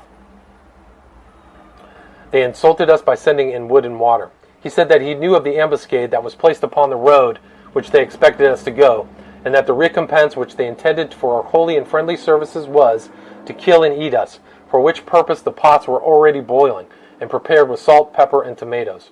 That if they were determined to attack us, it was better to do it in a manly way, as the Tlascalans did, he added. But he also knew that 20 of us were to be sacrificed to their idols, to whom they had made a propitiatory offering of 7 of their brethren. But the victory the idols had promised them, it was not in their power to give, and the effects of their treason were now ready to fall on their own heads. This being successfully explained to the natives by Donna Marina, they confessed the whole of the charge, and said it was planned entirely by the orders of Montezuma. Cortez replied that such crimes were never suffered to pass without punishment, and he then commanded a musket to be fired as the signal for slaughter, which was waited for us, who were, as I have related, well prepared. And falling upon the multitude then enclosed within the courts, we executed their punishment on them in a manner that they will ever remember. For a number of them were killed by us instantly, and many afterwards burned alive, very contrary to the expectations they had formed from the promises of their gods. About 6,000 Cholulans were put to death on this occasion. Within 2 hours, our allies, the Tlascalans, arrived and made a desperate slaughter of them in the streets. And as soon as the Cholulans had ceased to make resistance, the former ravaged the city, plundering and making them slaves without our having it in our power to prevent them. And on the day after, when the intelligence had reached Tlaxcala, fresh hordes crowded hither for the same purpose. It was now absolutely necessary to restrain them all at all risks. Cortez therefore ordered the chiefs to withdraw their troops, which they immediately did, and soon after some priests and chieftains who presided over other parts of the town, which they allegedly not have been engaged in the conspiracy, waited on us and requested a remission of punishment. The two priests formerly mentioned, the old woman who was so anxious to be the mother-in-law of Donna Marina, came also and petitioned to the same effect. Cortez appeared greatly enraged, and calling for the Mexican ambassadors, declared in their presence that if he did not destroy the whole city as it deserved, it was out of respect to the great Montezuma, whose vassals the inhabitants were, but for his sake he pardoned them. He then commanded the Tlascalans to deliver up those whom they had made prisoners. This, however unwillingly, they in a great measure complied with, many persons being set at liberty, but after all they retained a good booty of gold, mantles, cotton, salt, and slaves. An amnesty for the past being proclaimed, and Cortez having been reconciled, the Tlascalans and the Cholulans, the latter suggested they were apprehensive our general would appoint their new chief, the former one having been put to death. After this attempted treachery by Montezuma, the army under Cortez head towards the capital of Mexico. Early in the morning, when we were on the point of marching, a sentinel came to inform us that a great number of Mexicans, richly dressed, were upon the road. Cortez therefore ordered us to return to our quarters, and at that instant 4 of the principal courtiers of Mexico arrived, and awaiting on Cortez with great respect informed him that Cacamatzin, lord of Tezcuco, the nephew of the great Montezuma, was approaching, and requested that we would wait to receive him. Cacamatzin followed in the greatest pomp, carried in a magnificent litter adorned with green plumes and enriched with jewels, set in the branched pillars of solid gold. He was borne by 8 lords, who assisted him out of the litter and swept the way by which he was to pass. When he came into the presence of Cortez, he said to him, "Malintzin, here am I and those lords to attend you to your residence in our city, by order of the great Montezuma." Cortez embraced the prince and presented him with 3 jewels of that kind called margaritas, which are figured in different colors. We then set forward on the road to Mexico, which was crowded with multitudes of the natives, and arrived at the causeway of Iztapalapa, which leads to that capital. When we beheld the number of populous towns on the water and firm ground, and that broad causeway running straight and level to the city, we could compare it to nothing but the enchanted scenes we had read of in Amadis of Gaul, from the great towers and temples, and other edifices of lime and stone which seems to rise out of the water. To many of us it appeared doubtful whether we were asleep or awake, nor is the manner in which I express myself to be wondered at, for it must be considered that never yet did man see, hear, or dream of anything equal to the spectacle which appeared before our eyes this day. When we approached Iztapalapa, we were received by several great lords of that country, relations of Montezuma, who conducted us to our lodgings there, in palaces magnificently built of stone and timber, which was cedar, and spacious courts and apartments furnished with canopies of the finest cotton. After having contemplated these noble edifices, we walked through the gardens, which were admirable to behold, from the variety of beautiful and aromatic plants, and the numerous alleys filled with fruit trees, roses, and various flowers. Here also was a lake of the clearest water, which communicated with the Grand Lake of Mexico by a channel cut for the purpose, and capable of admitting the largest canoes. The whole was ornamented with works of art, painted and admirably plastered when whitened, and it was rendered more delightful by numbers of beautiful birds. When I beheld the scenes that were around me, I thought within myself that this was the garden of the world.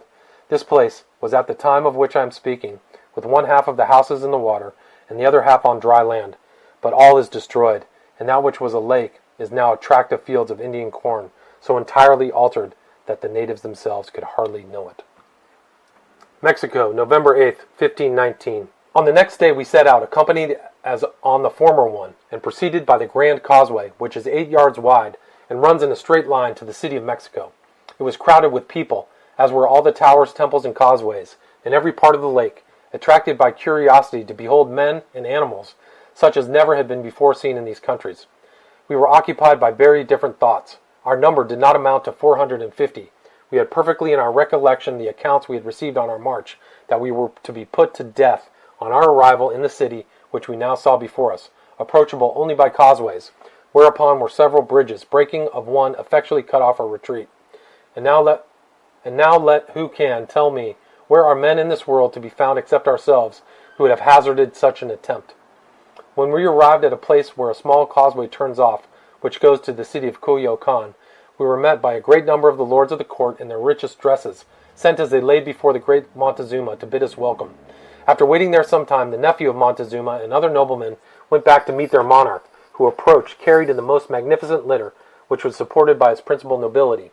When we came near certain towers which are almost close to the city, Montezuma, who was then there, quitted his litter, and was borne in the arms of the princes of Tezcuco, Itzapalapa, Tacuba, and Cuyocan, under a canopy of the richest materials, ornamented with green feathers, gold, and precious bones that hung in the manner of a fringe. He was most richly dressed and adorned, and wore buskins of pure gold ornamented with jewels. The princes who supported him were dressed in rich habits, different from those in which they came to meet us, and others who preceded the monarch spread mantles on the ground lest his feet should touch it. All who attended him, except 4 princes, kept their eyes fixed upon the earth, not daring to look him in the face. When Cortes met the great Montezuma, he dismounted from his horse and advanced towards him with much respect. Montezuma bid him welcome, and Cortes replied with a compliment, and it appeared to me that he offered to yield the right hand of Montezuma, who declined it, and put Cortes on his right. Our general then produced a collar of those artificial jewels called margaritas, which are of various colors set in gold, and threw it upon the neck of Montezuma, after which he advanced to embrace him. But the lords who surrounded the monarch, taking him by the arm, prevented him, it appearing to them not sufficiently respectful. Cortes then said that he rejoiced in having seen so great a monarch, that he was highly honored by his coming out to meet him, as well as by the many other marks of his favor. To this Montezuma made a gracious reply, and gave orders to the princes of Tezcuco, Coco, and Coyocan to attend us to our quarters. Attended by his nobility, we then returned to the city, all the people standing close to the walls, without daring to lift up their eyes, and thus we piled without obstruction from the crowd. Who could count the multitude of men, women, and children which thronged the streets, canals, and terraces, and tops of the houses on that day? The whole of what I saw on this occasion is so strongly imprinted upon my memory that it appears to me if it had happened only yesterday. Glory to our Lord Jesus Christ, who gave us courage to venture upon such dangers, and brought us safely through them. And praised be He, that He has suffered me to live, to write this my true history, although not fully and satisfactorily as the subject deserves. Our lodgings were provided in the buildings which had been inhabited by the father of Montezuma. Here the monarch had the temples of his gods, and a secret treasure of gold and valuables, which he had derived from his father Axayacca. We were lodged here because, being considered as tules, they thought we were in our proper place among the idols.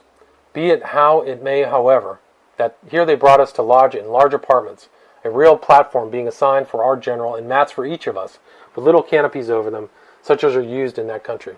The whole of this palace was very light, airy, clean, and pleasant, the entry being through a great court.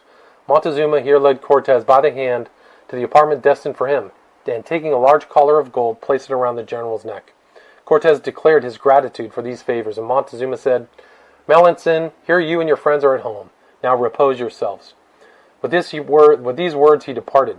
We were allotted to our quarters by companies. Our artillery was posted in a convenient place, and all was arranged in such a manner as to be prepared for any contingency. A very sumptuous entertainment was provided for us, which we sat down to be with great satisfaction. And here ends the true and full account of our adventurous and magnanimous entry into Mexico on the 8th day of November in the year of our Lord 1519. Glory be to Jesus Christ for all. When the great Montezuma had made his repast, and understood that we had done the same, attended by a great body of his nobility, he came to our apartments. Cortes went out to the middle of the hall to receive him, where Montezuma took him by the hand, and seats richly ornamented being brought, they both sat down, by the desire of the king, who then began a very pertinent speech, wherein he observed that he rejoiced to have in his dominions captains so brave as Cortes and his associates, and that he had before heard of one who had arrived at Champoton, and also of another who had come with 4 ships in the preceding year, that he had been anxious to see them, but had been disappointed. Now, however, that we were arrived, he was happy to offer us all the favor he had in his power to bestow, for we were undoubtedly those who had been mentioned by his ancestors, who had predicted that there would come certain men from that part where the sun rises, to govern these countries. It could be no other but us, who had fought so valiantly since our arrival in their country, a representation of each of our battles having been sent to him.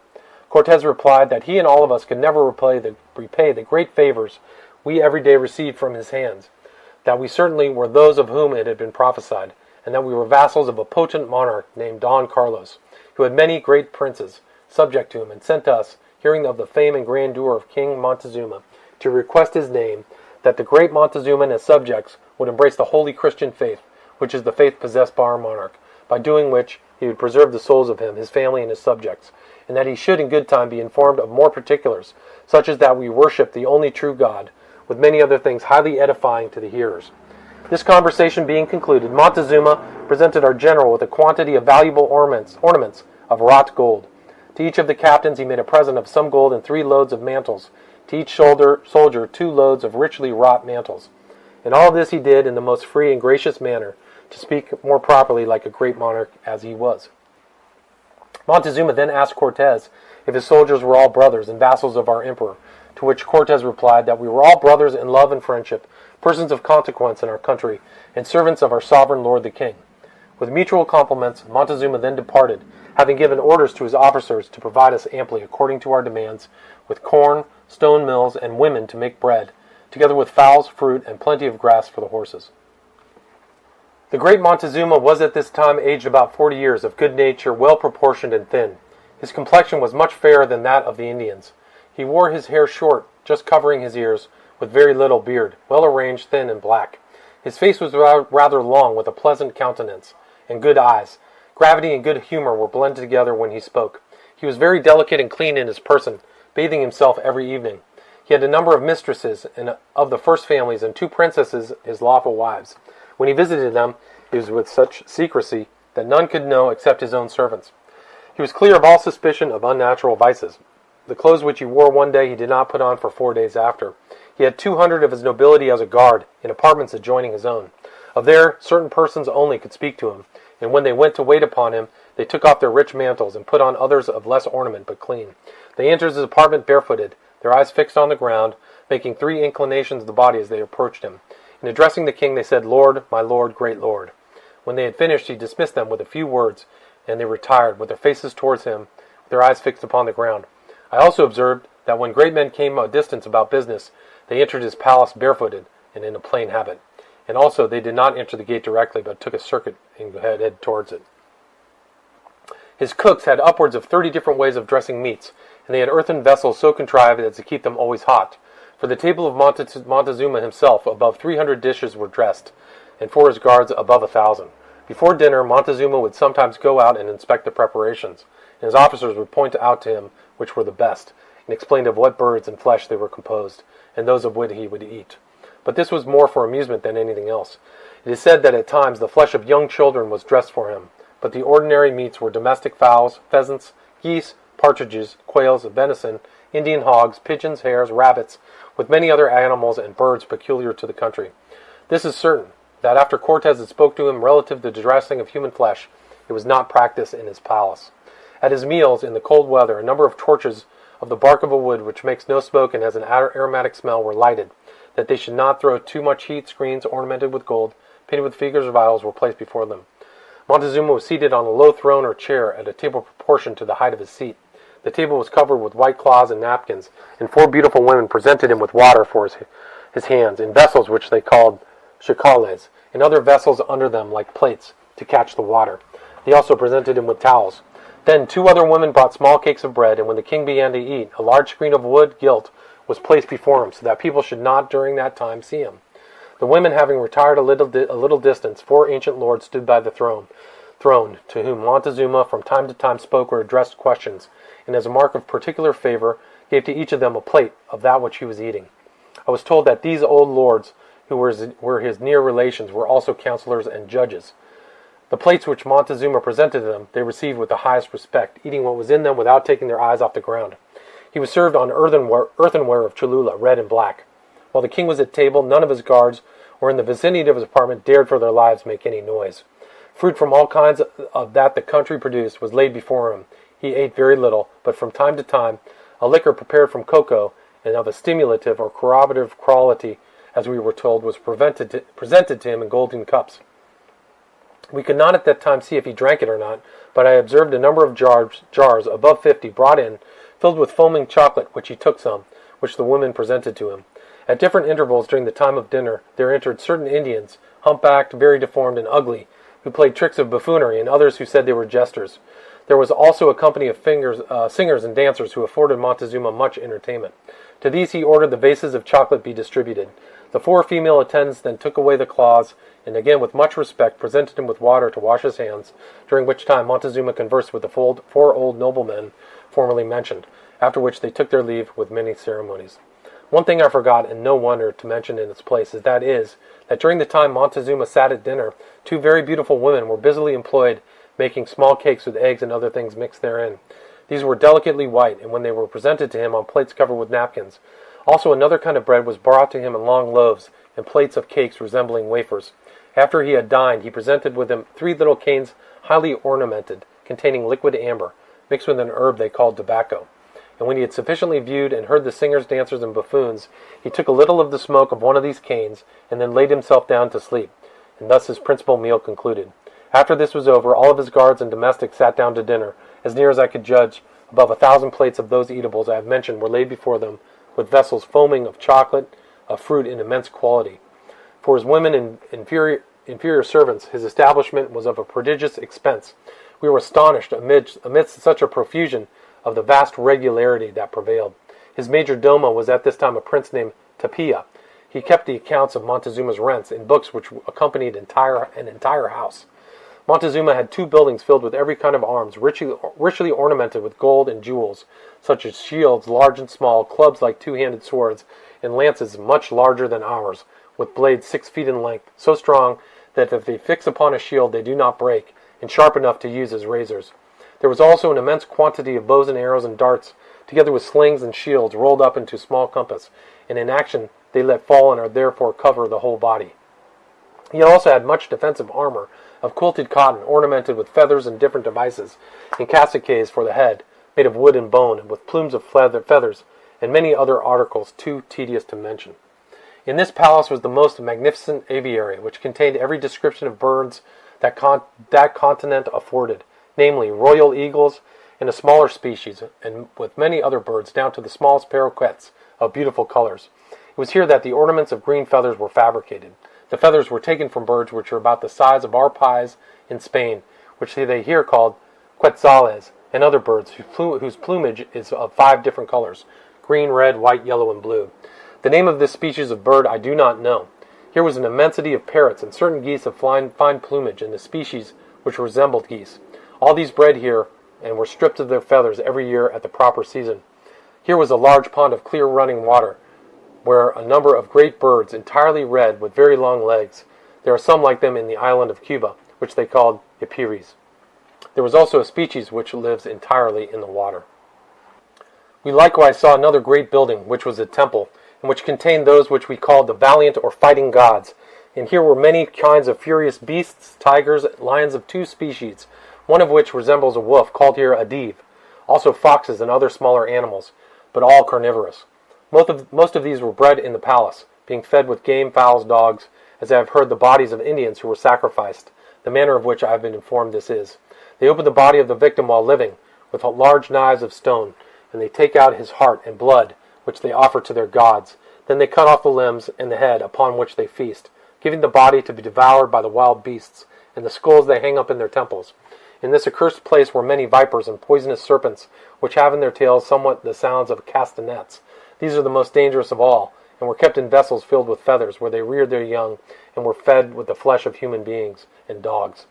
And I have been allured that after our expulsion from Mexico, all these animals lived for many days upon the bodies of our comrades who were killed on that occasion. These beasts and horrid reptiles were retained to keep company with their infernal gods, and when these animals yelled and hissed, the palace seemed like hell itself. The place where the artist principally resided was named Escapulzalco, and was at the distance about a league from the city. Here were the shops and manufactories of all their gold and silversmiths, whose works in these metals and in jewelry, when they were brought to Spain, surprised our ablest artists. Their painters we may also judge of by what we now see, for there are 3 Indians in Mexico who are named Marcos de Aquino, Juan de la Cruz, and Crespilo, who, if they had lived with the Apelles in ancient times, were compared with Michelangelo or Borgante in modern times, and would not be held inferior to them. When we had been 4 days in Mexico, Cortes wished to take a view of the city, and in consequence went to request the permission of His Majesty. Accordingly, Aguilar, Donna Marina, and a little page of our generals called Orteguilla had already understood something of the language, went to the palace for that purpose. Montezuma was pleased immediately to accede, but being apprehensive that we might offer some insult to his temple, he determined to go thither in person, which he did accordingly, in same form and with the same retinue as when he first came out to meet us, but that he was on this occasion preceded by 2 lords bearing scepters in their hands, which they carried on high, as the signal of the king's approach. Montezuma in his litter, with a small rod in his hand, one half of which was gold, the other half wood, which he bore elevated like a rod of justice, for such it was, approached the temple, and there quitted his litter and mounted the steps, attended by a number of priests, offering incense with many ceremonies to his war gods. Cortez, at the head of his cavalry and the principal part of our soldiers under arms, marched to the grand square, attended by many noblemen of the court.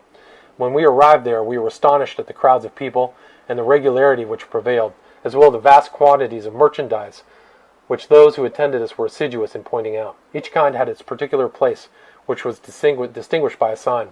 The articles consisted of gold, silver, jewels, feathers, mantles, chocolate, skins dressed and undressed, sandals, and other manufactures of the roots and fibers of neckweed, and great numbers of male and female slaves, some of which were fastened by the neck in collars to long poles. The meat market was stocked with fowl, game, and dogs. Vegetables, fruits, articles of food, ready dressed, salt, bread, honey, and sweet pastry, and made in various ways, were also sold there. Other places in the square were appointed to the sake of earthenware, where wooden household furniture stuck tables, benches, firewood, paper, sweet canes filled with tobacco, mixed with liquid amber, copper axes and working tools, and wooden vessels highly painted. Numbers of women sold fish and little loaves made of a certain mud which they find in the lake, which resembles cheese.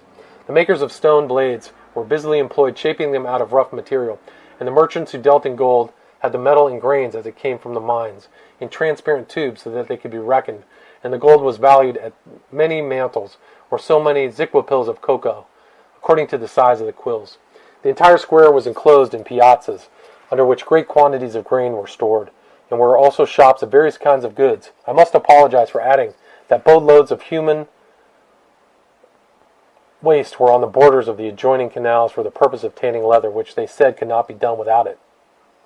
Some may laugh at this, but I assert the fact as I've stated, and moreover, upon all the public roads, places for passengers to resort to were built of canes thatched with straw or grass, in order to collect this material. From the square we proceeded to the great temple, but before we entered it we made a circuit through a number of large courts, the smallest of which appeared to me to contain more ground than the great square in Salamanca, with double enclosures built of lime and stone, and the courts paved with a large white cut stone, very clean, or where not paved, they were plastered and polished. When we approached the gate of the great temple, to the flat summit of which the ascent was by 114 steps, and before we had mounted one of them, Montezuma sent down to us 6 priests and 2 of his noblemen to carry Cortez up, as they had done their sovereign, which he politely declined.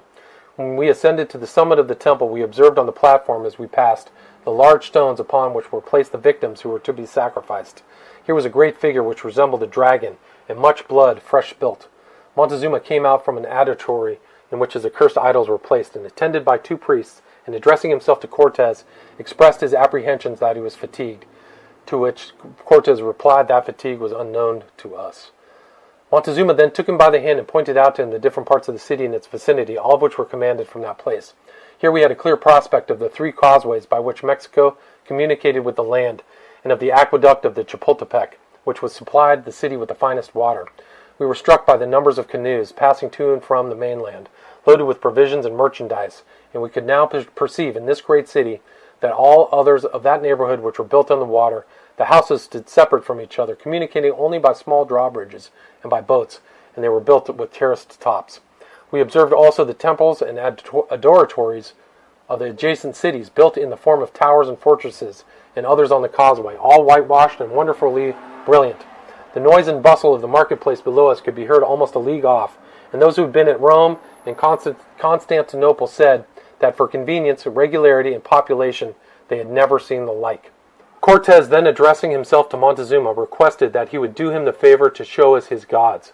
Montezuma, having first consulted his priests, led us into a tower where there was a kind of a saloon. Here there were 2 altars highly adorned with richly wrought timbers on the roof, and over the altars gigantic figures resembling very fat men. The one on the right was Huitzilopochtli, their war god, with a great face and terrible eyes.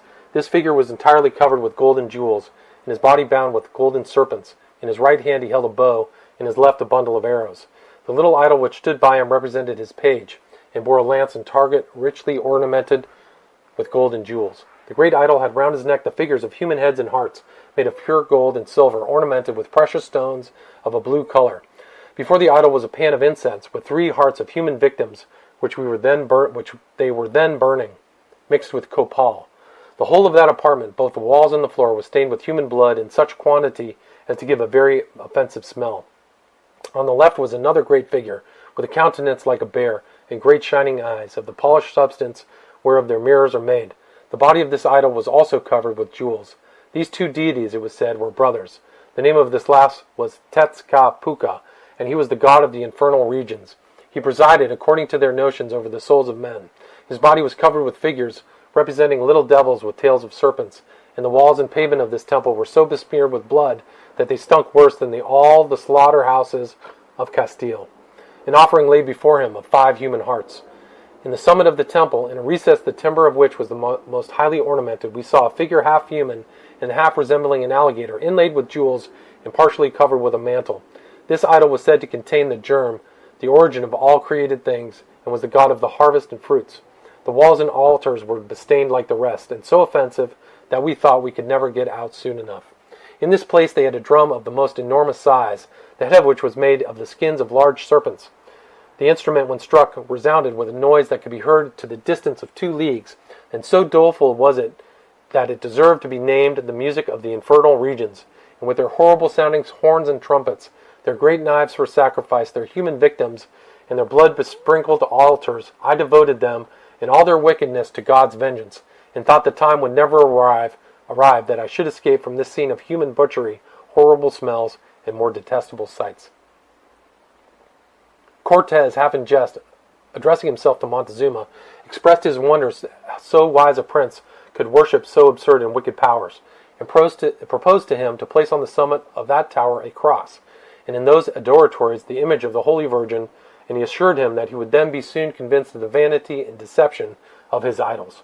Montezuma shooed off marks of displeasure at these expressions, saying that he would not have admitted us to the temple had he thought that we would have insulted their gods, who were kind to them, who gave them health and seasonable rains, good harvests, fine weather, victories, and whatever else they desired, and whom they were in duty and in gratitude bound to worship. Cortes dropped the discourse, observing that it was time for us to go, and Montezuma, assenting, said it was necessary for him to remain to expiate by sacrifice the sin which he had committed in admitting us there. Cortes then took leave, and thus we concluded our visit to the great temple of Mexico, descending the steps with much pain to our invalid suffering by the disease ascribed to Hispaniola. Bernal Diaz continues, quote, I will now proceed to relate other matters in which, if I am not so correct as I ought to be, let it be remembered that my situation was that of a soldier who is obliged to be more attentive to the orders of his officer than to the objects of curiosity around him. The ground whereupon this temple stood was as much as 6 of the largest buildings of this country occupy. From the base it diminished to the summit, whereupon was a tower in which the idols were placed, and from the middle of the ascent to the top were 5 concavities like barbicans, but without parapets. However, there are many paintings of temples in the possession of the conquerors, one of whereof I have, and those who have seen them will easily form an idea of the outside of this temple. I have heard that at the time they laid the foundations of it, the natives of that country all made offerings of their gold, silver, and jewels, of the seeds of the earth, and of the prisoners, all of which were buried in the foundations of the building. The inquisitive reader will naturally ask how I came to know anything of this plan, which happened upwards of 1,000 years ago. I will inform him. When we got possession of this great city, and that it was to be built upon a new plan, it was determined to place the church of St. Iago on the ground where this temple stood, and in sinking the foundations we found great quantities of gold, silver, and other valuables, and a Mexican who obtained part of the same ground discovered more treasure, about which there was a lawsuit in support of His Majesty's right, the result of which I am ignorant of. The account was also confirmed by Guatemotzin, who was then alive, and who said that the transaction was recorded in their ancient historical paintings. The church which now stands here is called St. Iago y Tlatuelco. This temple, I have before observed, was surrounded by courts as large as the square of Salamanca, inside of a double enclosure of lime and stone. At a little distance from it stood a tower, a true hell or habitation for demons, with a mouth resembling that of an enormous monster, wide open and ready as it were to devour those who entered. At the door stood frightful idols, and by it was a place for sacrifice, and within boilers and pots full of water to dress the flesh of the victims, which was eaten by the priests. The idols were like serpents and devils, and before them were tables and knives for sacrifice, the place being covered with the blood which was spilt on those occasions. The furniture was like that of a butcher stall, and I never give this accursed building any name except that of hell. Having passed this, we saw great piles of wood and a reservoir of water supplied by a pipe from the great aqueduct. And crossing a court, we came to another temple, wherein were the tombs of Mexican nobility. It was begrimed with soot and blood. Next to this was another full of skeletons and piles of bones, each kept apart, but regularly arranged. In each temple were idols, and in each had its also particular priests, who wore long vestments of black, somewhat between the dress of the Dominicans and our canons. Their long hair was clotted together, and their ears lacerated in honor of their gods. At a certain distance from the buildings of which I had last spoken were others, the idols of which were, as they lay, the advocates or superintendent deities of human marriages, and all round the great court were many houses, which were not very lofty, and wherein resided the priests, and others who had charge of the idols. Here was also a great reservoir of water, supplied with pipes exclusively for the service of the two idols, Huitzilopotli and Tacataputa, and hard by a large building were a number of young Mexican women who resided there as in a nunnery until they were married. They worshipped two female deities who presided over marriages, and to them they offered sacrifices in order to obtain good husbands. I have been thus diffuse in my description of the great temple, because it was the most considerable in that city, amongst the many sumptuous buildings of that kind which it contained. The temple of Cholula, however, was higher than this, having 120 steps. It was also held in great veneration, and was built upon a plan different from that of Mexico. The temple at Tezuquoco was very large, having 117 steps. All of these were different structures, but agreed in having a number of outer courts and a double enclosure. One ridiculous circumstance is that in each province had their own particular gods who were supposed to have no concern of any other, so that the idols were innumerable in this country. Having fatigued ourselves with the examination of these scenes, so new to us, we retired to our quarters. Cortez, perceiving how adverse the king was to the conversion of his temple into a Christian church, applied to one of the principal officers of his palace for materials to construct a chapel and altar within our quarters. His desire being made known to Montezuma, it was instantly complied with, and timber and workmen being provided, in 3 days we had it completed. Here we said Mass every day. We had, however, to lament the total want of wine for the Holy Sacrament, it having been all used in the illness of Cortez, the Reverend Father, and others during the wars in Tlaxcala. However, we were constant in our devotions, as well on account of our duty as in order to impress a proper ideal of our holy religion on the minds of Montezuma and the natives. Being employed in looking out for a proper place to fix the Holy Cross, one of our carpenters observed an appearance on the wall as if a door had been there and lately closed up. When this was made known to Cortez, it was privately opened, and upon entering the apartment they found riches without end. The secret soon transpired, and we went, all of us, to view them. I was then a young man, and I thought that if all the treasures of the earth had been brought into one place, they could not have amounted to so much. It was agreed again to close up the door, and we had determined to conceal the knowledge of it until the proper time should offer. All right, that was part 2 of the True History of the Conquest of Mexico by Bernal Diaz del Castillo. It was published sometime in the early 16th century. These scenes took place in 1519 in the city of what was formerly the Aztec Empire. So it looks like I'll have to do a part 3, which will probably conclude it, but thanks for listening. Have a good night. Hi, this is William Ramsey. Welcome to part 3 of The Conquest of New Spain by Bernal Diaz del Castillo.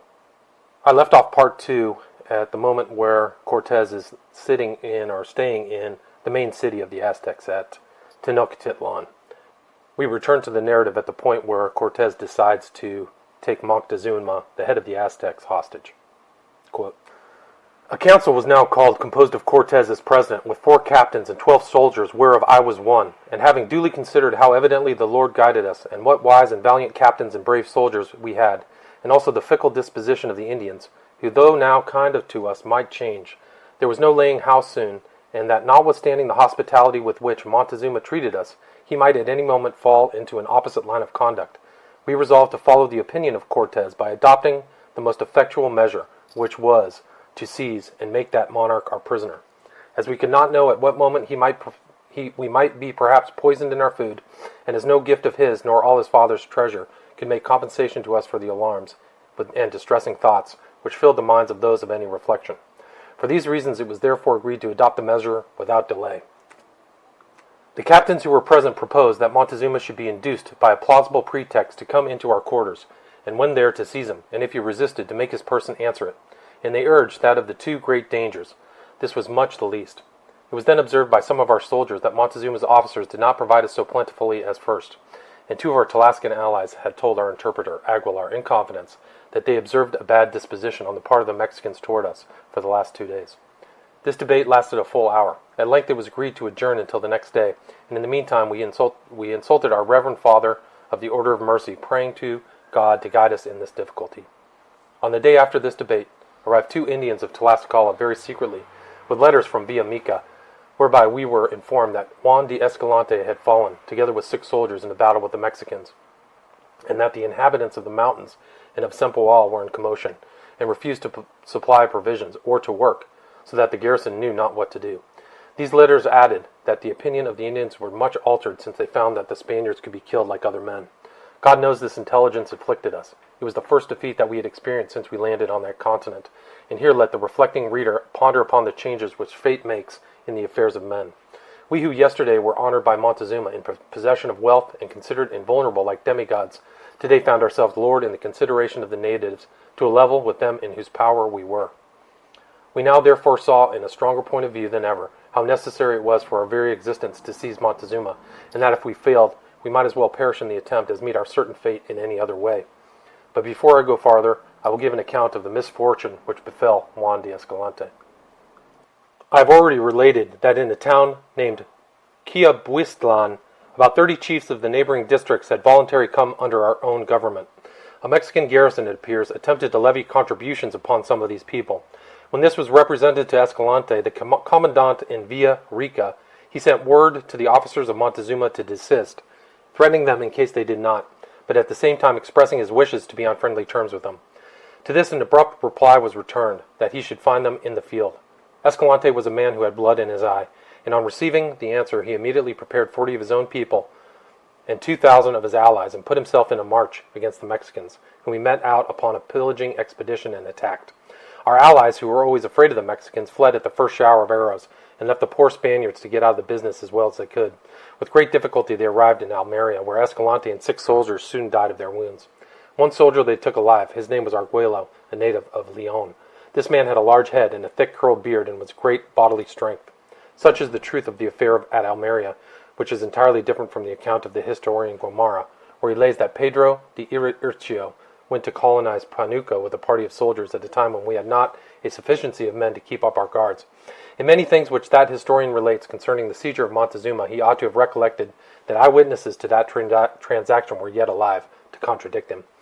The Mexican captains reported the affair to Montezuma and presented him with the head of the Spanish soldier who died of his wounds as they were bringing him prisoner. It is said that Montezuma trembled when he beheld it and ordered it to be sent elsewhere. He asked his captains why, being so numerous, they had not conquered such a handful of men. They replied that the reason was because they beheld a supernatural being who encouraged the Spaniards and struck terror into their people, and this Montezuma believed could be no other than the Holy Virgin Mary, with her son in her arms, as we had explained to him that she was our patroness. This I cannot testify to, not having been there myself, but some of those who were there assured me the truth of it, which was the universal belief amongst us. Would to God that it were so. Certain, however, it is that the divine mercy which was with us throughout, for which praised be God. It having been decided that we should seize the person of the king, we passed the whole of the preceding night in praying to our Lord, that he would be pleased to guide us, so that we were about to do would redound to his holy service. And in the morning, 8 days after the arrival of the Spaniards in Mexico, we proceeded to arrange the manner in which our determination was to be carried into effect. Our cavalry and infantry were as usual in readiness to turn, but if called upon, and as it was always our custom to go fully armed, the appearance in that manner gave no suspicion. Cortes, having left our whole force in readiness, proceeded to the palace, attended by the captains Alvarado, Gonzalo de Sandoval, de Leon, de Lugo, de Avila, with the interpreters Donna Marina and Aguilar, sending before him to acquaint the king that he was on his way to pay him a visit. This he did in order to prevent any effect arising from an unexpected appearance. The king concluded that it was on account of the affair of Almeria that Cortes was enraged about that which in reality he did not care the value of a chestnut for, and sent word back to Cortes that he was welcome. Accordingly, our general, and we who attended him, having entered into the presence of Montezuma after paying him his respects, he addressed the king through his interpreter, saying he was astonished that a monarch who was so brave, who had shown himself so friendly to us, should have given orders to his troops in Tuzopan to attack the Spaniards, kill one of them and his horse, and pillage and destroy our allies. Cortes wished to conceal the death of Escalante and the 6 others. He then charged the king with the treacherous attempt against us in Cholula, which he said he had hitherto been deterred from speaking of, by motives of esteem and regard, but that now, in addition to those provocations, his officers were plotting our immediate destruction, and he concluded by saying that in order to prevent the ruin of the city, it was necessary that his majesty should, peaceably, and without making any opposition or remonstrance, immediately go with us to our quarters, where he should be treated with the greatest respect, but that if he said one word or gave at least alarm, the 5 captains then present would instantly put him to death. On hearing this, Montezuma was at first so terrified that he appeared to have lost all sensation. Having recovered himself a little, he denied his ever giving any order of his troops to attack our countrymen, and taking from his wrist the signet of Huitzilopochtli, with which he was used to confirm any order of great importance, he caused the officer of whom complaint had been made to be sent for. He then replied to the proposal of leaving his palace, and summoning up his dignity, said that he was not the person to be forced to take such a step contrary to his inclination. The conversation was prolonged, Cortes giving him good reasons for what he proposed, and the king replying to him with better, insomuch that above a half an hour had now elapsed. The captains who were standing by began at last to grow very impatient, and De Leon cried out to Cortes in his rough voice, "Why, sir, do you waste so many words? Let him yield himself to our prisoner, or we will this instant plunge our swords into his body. Tell him this, and also, that if he says a word, he dies for it. Better for us to allure our lives now, or perish at once." The manner in which this was spoken struck the king, and he asked Donna Marina the meaning of it. She, with her usual readiness, answered by requesting that he would immediately consent to what was proposed to him, and go where he should meet all respect and honor. If she perceived that he hesitated, they were resolved to put him to instant death. He then addressed Cortes and said, "I have a legitimate son and 2 legitimate daughters. Take them as hostages for me, but do not expose me as a prisoner to my own people." Cortes, however, replied, saying nothing but what was originally proposed he could do, and that remonstrances were unavailing. At length he was forced to consent, upon which our captains addressed him with every declaration of esteem and respect, earnestly desiring that he would not be offended at what had passed, and that he would tell his officers and guards that he went by his own free will, and by the advice of his gods and priests. This magnificent litters were now brought, and attended by his usual guards, he proceeded to our quarters, where our post and sentinels being duly placed, he was received and entertained with every mark of respect. He was soon waited on by the princes of his family and the chief nobility of Mexico, who came to know the cause of the step that he had taken, and also if it was his wish that they should attack us. But he replied that it was his intention to stay with us for a few days, and that whatever further commands he had for them, he would signify in due time, but charge them with nothing to disturb the city. Thus was the seizure of the great Montezuma effected. He was attended while he was with us in the same manner as his own palace. His wives, family, and officers were with him, and he bathed every day. He appeared calm and resigned, and had always in his presence 20 counselors or chiefs. Ambassadors came to him on affairs of importance from distant countries, to either deliver tribute or with business which he had dispatched. I recollect that however great the prince or chief might be, before he entered the king's presence he took off his rich dress, and put on a plain one of the coarse manufacture of Nequin, and in this habit, and barefooted, approached the royal apartments, which he entered, not directly, but by making a circuit by the wall, and having come, with his eyes cast down upon the ground, into the presence of the king, he made 3 profound bows, and addressed him, calling him Lord, my Lord, great Lord. He then displayed before him a cloth whereon was painted and represented the business on which he came, the particulars of which he pointed out to him with little rods or wands, delicately wrought and polished. During this time 2 old lords stood by the king, and as soon as they attentively considered with all the particulars, they gave their opinions upon it to Montezuma, who dispatched the affair with a few words. The person who had brought it then, without making any reply, withdrew from the king's presence, making 3 profound bows, and keeping his face toward the throne till out of sight. And as soon as he was out of the royal apartments, he put on his rich dress and walked about the city.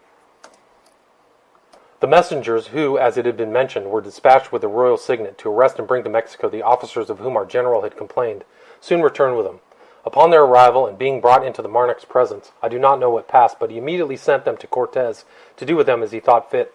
Being examined when the king was not by, they avowed all that had happened, and said that they did it by the orders of Montezuma, which were, that if should it be necessary recur to force, to obtain the tribute due and attack the Spaniards if they appeared in support of his refractory subjects.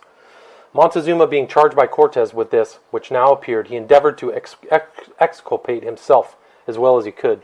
But Cortes told him that although his participation in the guilt of his officers was evident, and although the orders of our monarch were to punish with death all who inflicted death, yet such was his regard for him that he would sooner lose his own life than do his majesty an injury. All these assurances, however, could not remove the fears of Montezuma. As to the officers, Cortes sentenced them to be burnt alive in front of the palace of their king. This was immediately proceeded upon during the time of its taking place, and in order to prevent any impediment occurring, he also ordered that Montezuma should be put in irons. When this was doing, the unfortunate king could no longer suppress his emotions at the indignity, but wept aloud. In this situation he remained until the execution was over, at which time Cortes, attended by his 5 captains, went to his apartment, and with his own hands freed him from the irons, alluring him that he was dearer to him than even a brother, and that he trusted soon to be able to make his dominions exceed double their present extent, and also that if he wished to go to his palace, he was at perfect liberty to do so. Montezuma's spirit was now broke, and the tears ran down his cheeks while Cortes was speaking. He declined the offer with thanks, knowing well the emptiness of his words, and added, he considered it most prudent to remain where he was in order to prevent disturbance and insurrection in the city. What we understood, and certainly was the case, was that Cortes had caused the interpreters to say that though he was inclined to release him, the other officers never would allow it. As soon as Montezuma had given his answers, Cortes threw his arms around his neck and protested that he loved him as himself. The king then asked of him his page Orteguilla, a youth who had already learned the language, and Cortes immediately complied with his request, whereupon Orteguilla afterwards remained about the person of the king, a circumstance very useful to both him and to us. Montezuma was very partial to the youth, from whom he was constantly used to inquire particulars relative to Europe, and Orteguilla, from his knowledge of the language, was able to communicate to us whenever he observed, and that was of great importance for us to know. Thus Montezuma remained amongst us, treated with the greatest respect, no officer or soldier or even Cortes himself coming into his pretense or passing him without pulling off his helmet, as he always treated us most kindly and courteously.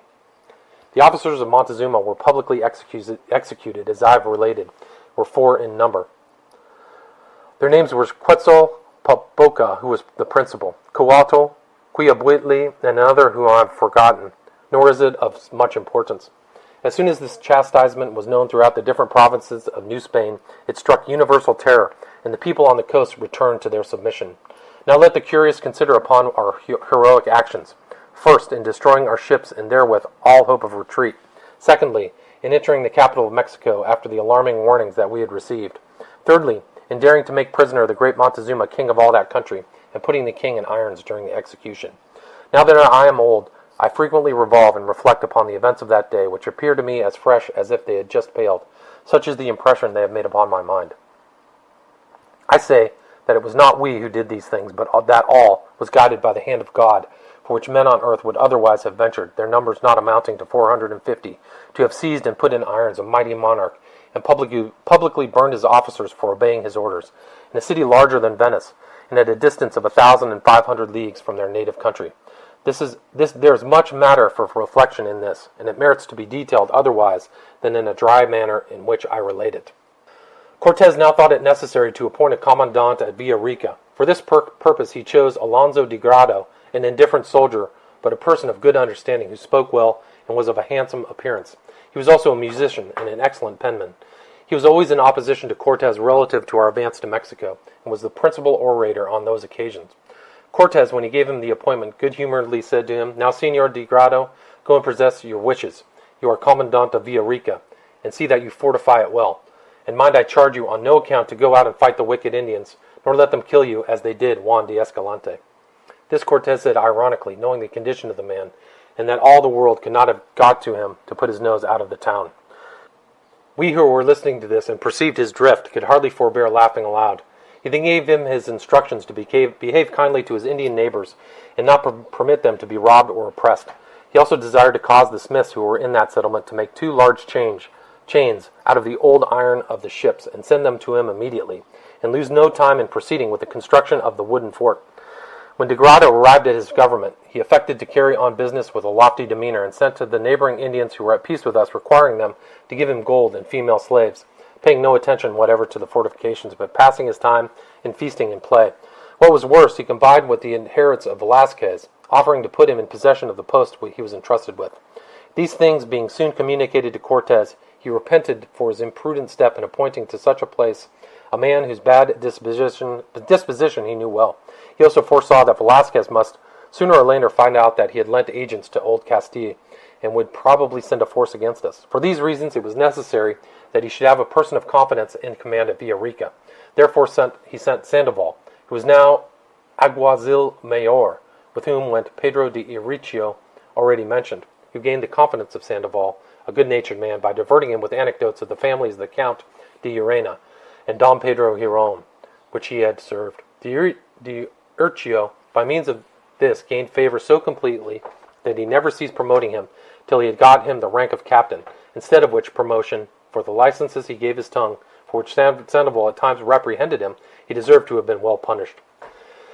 Sandoval, on his arrival at Villarica, immediately arrested de Grado and sent him prisoner to Mexico under a guard of Indians, according to the orders of Cortes. The new governor soon made himself very popular among the natives for his affability and humanity, and he immediately began to put the fort into proper repair. Cortes would not see de Grado on his arrival, but confined him to the stocks, where he remained for 2 days. I recollect that the timber whereof these things were made has a strong smell of garlic. De Grado, who was a man of great plausibility, at last made his peace, and was employed, not in a military capacity, but in one conformable to his talents, being given the office of contador, which had been held by Avila, who was sent as pure procurador to the island of St. Domingo. Sandoval had orders to send the ironwork necessary for the construction of 2 vessels, which he punctually executed, and the various articles arrived safely in Mexico. Cortes, regularly every day after Mass, went to wait on Montezuma, attended by all his officers, and asked him what he would be pleased to order that they could execute, to which the king used to answer, thanking him. He found himself perfectly to his satisfaction. Thus, from one subject to another, they usually fell into discourse about our holy faith and the power of our emperor. At other times, Montezuma and Cortes used to play a certain game which they called totoloque, in which they take aim with golden balls at certain objects also made of gold. I remember once in particular when Cortes and Alvarado were playing against Montezuma and his nephew. Montezuma jocularly said that he would not allow Tony Atio, meaning Alvarado, so called on his account of his handsome person, that word meaning the sun, to mark, expressing himself in such a manner as to imply that Alvarado did not say which was true, at which we all burst out laughing, because Alvarado was a little addicted to exaggeration. When Cortes gained, he gave his winnings to those about Montezuma, and when the king gained, he did the same to our soldiers of the guard. Indeed, he never let a day pass without making presents of some kind to all of us, but more particularly to Velasquez de Leon, who was the captain of his guard, and always paid him great attention. One night a soldier named Trujillo was guilty of a certain piece of disrespect within his hearing, at which Montezuma was highly offended, and inquired of the page who the person was. The page told him that he was a man of low birth who knew no better. He then proceeded to tell him of our different ranks and qualities, about which he was very curious. On the next day, he ordered Trujillo to be brought into his presence, and after having reproved him, he made him a present worth about 5 crowns. The words of Montezuma made less impression on the soldier than his gold, and on the next night the fellow was guilty of the same piece of impoliteness in order to get more. Of this Montezuma complained to Velasquez, who ordered the man to be relieved and severely reprimanded him.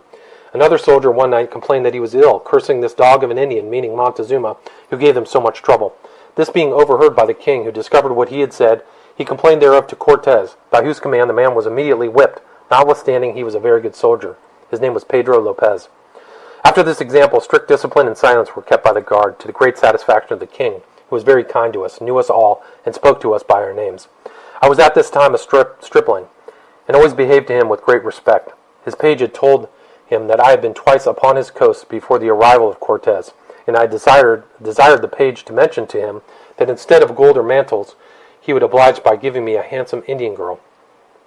This request he graciously complied with, calling me to him, saying, Bernal Diaz del Castillo, the young woman I present to you is the daughter of one of my principal nobility. Treat her well, and her friends will give you gold and mantles, as much as you can desire. I kissed his majesty's hand, thanking him for his favors, and praying to God to prosper him, to which Montezuma replied, saying, It seems to me that Del Castillo is of a noble condition. Wherewith he ordered me 3 plates of gold and 2 loads of mantles. I will now relate some more particulars of his course of life. In the morning, having paid his devotions, he ate a slight breakfast, not of meats but vegetables, such as agi or pepper, and then remained a full hour hearing business in the manner I have already described. The number of judges or counselors who attended upon him at those times amounted to 20. His numerous mistresses he used to marry to his officers and particular friends. Some of them fell to our lot. Mine was called Donna Francisca, a lady of high birth, as she shewed by her manners. Thus sometimes amusing himself and sometimes meditating on his situation, the great Montezuma passed the days of his confinement amongst us. The materials being arrived, Cortes requested that the king would give him permission to construct 2 vessels for the purpose of amusing himself upon the water, and also that he would order his carpenters to assist. The oak timber was only at the distance of about 4 leagues, and Montezuma having given his consent, the work went on so expeditiously by the number of Indian carpenters, and was so ably conducted by our principal builder, Martin Lopez, that in a very short space of time they were built, launched, and rigged, with an awning over each. Montezuma at this time requested permission from Cortes to pay his devotions and perform sacrifices, in order that his friends and subjects might see that he lived among us by the order of his gods, and his own choice. Cortes returned for answer, and that in doing so, it was his business to beware how he did anything whereby to lose his life. For that he would send a guard of officers and soldiers with him, giving them strict orders to kill him instantly, in case there appeared to be anything like a commotion. With this caution he gave him his permission to visit his temple. It was also at the same time signified to him that no human sacrifice would be permitted, to which Montezuma having agreed, he set out in his usual pomp, and accompanied by 4 of our captains, Velasquez de Leon, Alvarado, Avila, and de Lugo, with 150 soldiers. Our Reverend Father in the Order of Mercy also attended for the purpose of preventing human sacrifice. Montezuma, on his arrival to the temple, came out of his litter and was supported up to it as usual, being met by a number of priests. They had on the preceding night sacrificed 4 Indians, nor could all our endeavors prevent that inhuman practice, which we were for the present obliged to connive at, seeking to do anything which would cause an insurrection. After Montezuma had stayed a short time at his devotions, he came down from the temple and returned to our quarters in great good humor, making presents to all of us who attended him upon the occasion. The vessels were now afloat upon the lake, fully equipped and manned with expert sailors, and they obeyed both sail and oar, so as to answer our utmost expedition. When Montezuma was informed of it, he requested Cortes to permit him to go hunting in a certain district, which was prohibited to all others on pain of death. Cortes assented, warning him that his life paid for the forfeit of any attempt at a rescue, and he offered him the use of his ships to go there, which Montezuma was greatly pleased with and accepted. The swiftest sailing vessel conveyed the king and his suite, and the other was occupied by his son and a number of the nobility. All were attended also by a vast number of boats, great and small. Cortes ordered out a party composed of Velasquez de Leon, Alvarado, de Oli, and Avila, all men who had blood in their eyes, and 200 soldiers, giving them orders to be very watchful over Montezuma. 4 brass guns with their ammunition and artillerymen were also embarked. A wind blew very fresh. Our sailors took delight in exhibiting their skill, and the ship seemed to fly across the lake, leaving the vessels of the natives far behind. Montezuma, being arrived where he was to hunt, landed for that purpose, and the place abounded with game. He had soon killed a great quantity of various kinds, such as deer, hares, and rabbits. After having amused himself for some time in this manner, he returned on board the vessel and set sail for Mexico. We discharged our artillery during the voyage, which afforded him amusement and satisfaction, and he delighted us all by his affable and friendly behavior. Nor is it possible to describe how noble he was in everything he did, nor the respect in which he was held by everyone about him. One day 3 of our captains were in his presence when a hawk entered the apartments pursuing a quail, which kind of birds as well as doves bred in and about the palaces. As our officers and soldiers were admiring the beauty and flight of the hawk and talking upon the subject in general, Montezuma was curious to know what we were saying, which being explained to him, and also how we could tame hawks and fly them in our hands, Montezuma said that he would order the bird to be caught for us, and giving immediate directions for that purpose, by the next morning his hunters had caught and brought us the identical bird. Cacamatzin, the king's nephew, and the prince of the city of Tezcuco, the largest next to Mexico in the empire, having received information that the king had been now kept many days prisoner by the Spaniards, and that they had opened the treasury of his ancestors in order to secure it by a timely effort, convoked his vassals and also the neighboring princes. Amongst them was the lord of Matalchingo, a great warrior and near relation of Montezuma, who was said to have pretension to the throne. These princes and chiefs he summoned in order to induce them to assemble their forces and fall upon us in a body. When they were met in consultation upon this proposition, the prince whom I before mentioned to have had pretensions to the throne made the support of them the condition of his entering into the confederacy. Cacamatzin then brought forward a similar claim, declaring that he would go through the business with his own force, for which purpose he made arrangements with his friends in the city of Mexico. This coming to the knowledge of Montezuma, he immediately forbid any such steps being taken, and communicated to Cortes the information which he had received. The transaction was already in a certain degree known to us, but not to the full extent. Cortes, in consequence thereof, proposed to take with him a body of Mexicans to attack and destroy the city of Tezcuco, but this determination not being satisfactory to Montezuma, Cortes sent to Cacamatzin, desiring him to desist from his warlike preparations, as he wished for him as his friend. Cacamatzin replied that he was not to be duped, like any others, by plausible words, that he expelled soon to see us, that we might say to him that which we would. Cortes once again lent to Cacamatzin warning not to proceed to hostilities, the consequence of which would be the loss of the king's life, to which his chief returned for answer that neither the king nor Cortes were of any consequence to him, for that he was determined to persevere in his intentions. He had at this time a brother in Mexico, who had been obliged to fly thither on account of a family quarrel. This being known to us, our general proposed to Montezuma to call the reigning prince to his court, where we could seize on and detain him until he became more amenable, or if we thought proper, elevate the brother now in Mexico to his place. Montezuma agreed to send for him, adding that if he refused to come, he would give directions for having him brought by force. For this Cortes returned him thanks with many professions of sincere regard, alluring him that he rade by him entirely for his protection, and that for his part he should be happy to accompany him to his palace, and that he could not get his captains to consent to it. The king thanked him, and said that he would immediately send to inform Cacamatzin of his true situation, and how it was adopted by his own free will, and by the advice of his gods. For Montezuma was perfectly well acquainted with dissimulation practiced by Cortes, and that it was only done in order to sound him. Montezuma, according to his promise, sent a message to the prince, who perfectly understood the manner in which it was obtained, and declared his determination to attack us in 4 days, saying that his uncle the king was a pitiful monarch, and no better than a hen, for not having attacked us as he advised him at the pass of Chalco. That for his part he was determined to avenge the wrongs that had been committed on us upon Montezuma and the country, that if in doing the throne of Mexico fell to his lot, he would liberally reward those who supported him. Some of the chiefs who had heard these declarations had scruples upon the subject, objecting to go to war without the orders of their sovereign.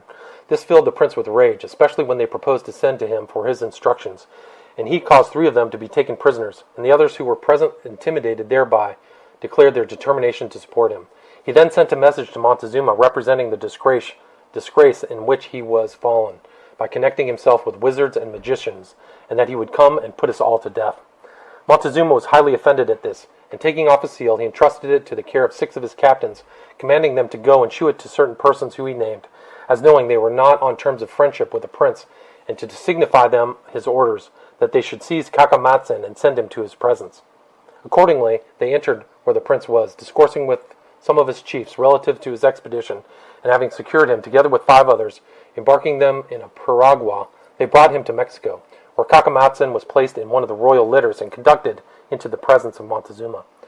The king, after having reproached him for his disobedience and treason, delivered him to Cortes to do what he thought proper with him, releasing the other prisoners.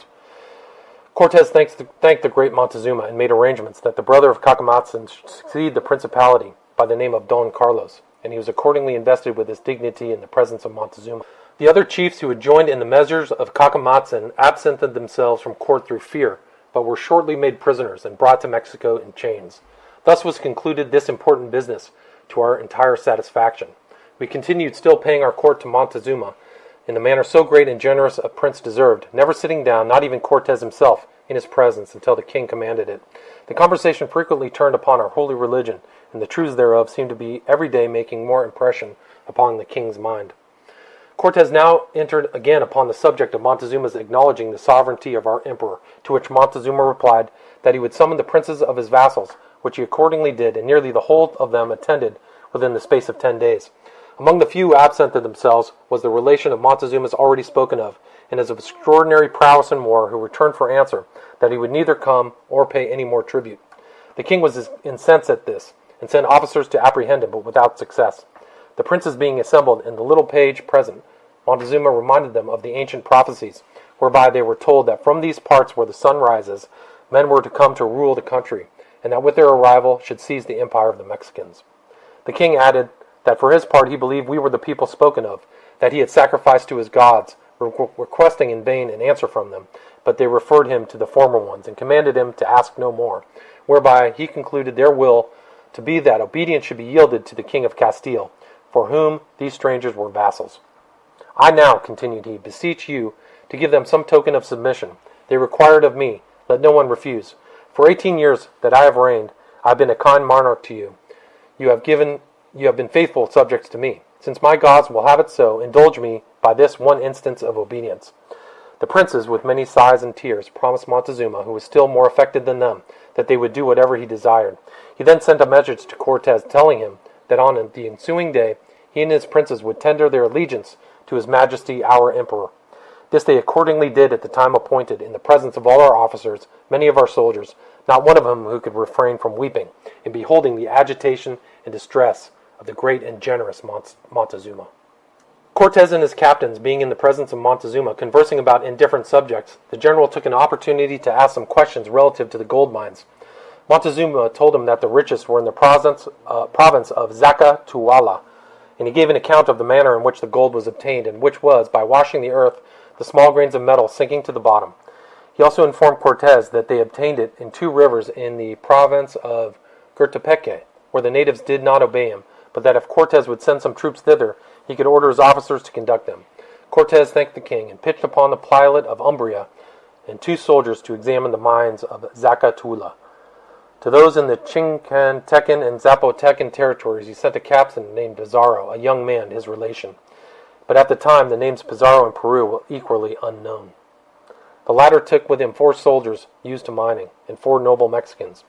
Montezuma then presented Cortes with a map admirably painted in cloth of the whole northern coast, so far as Tabasco, in extent 140 leagues.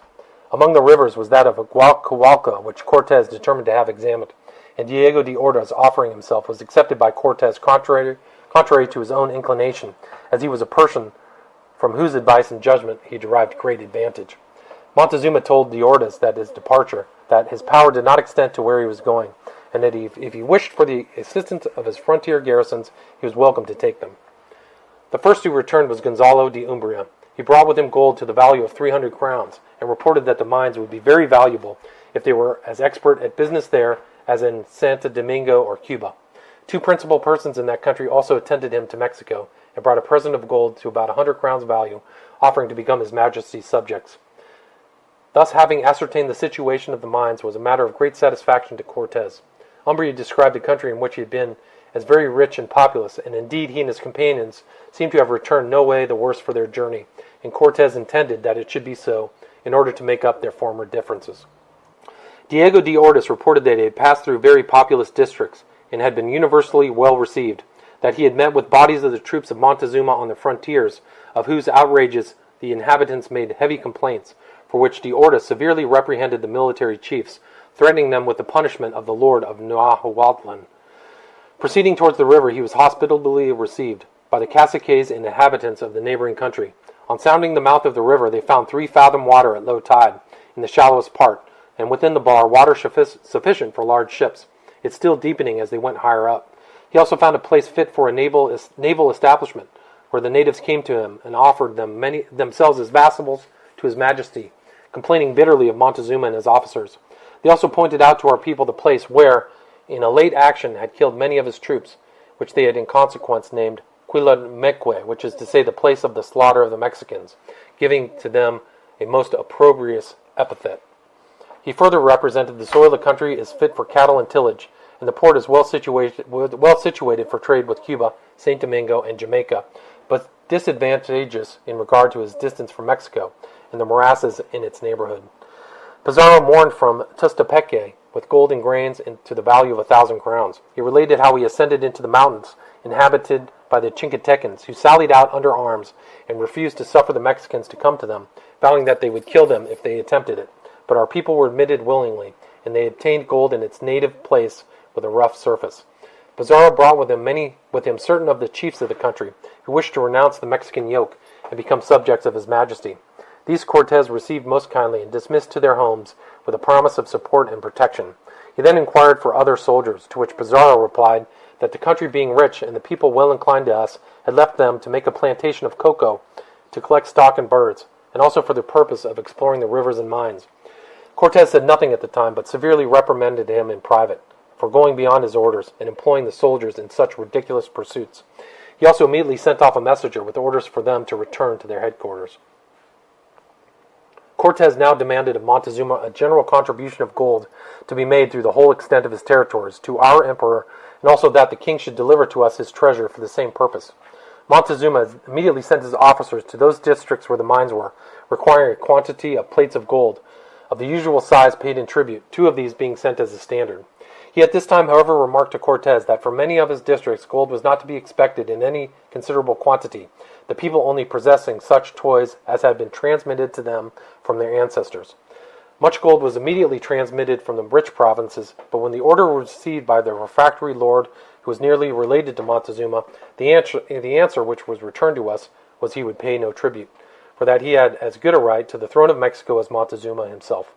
This greatly enraged the king, who immediately sending trusty officers with his token, the seal, they apprehended and brought this chief to Mexico. When he came into the presence of the king, he behaved with such insolence to him as appeared to border upon madness.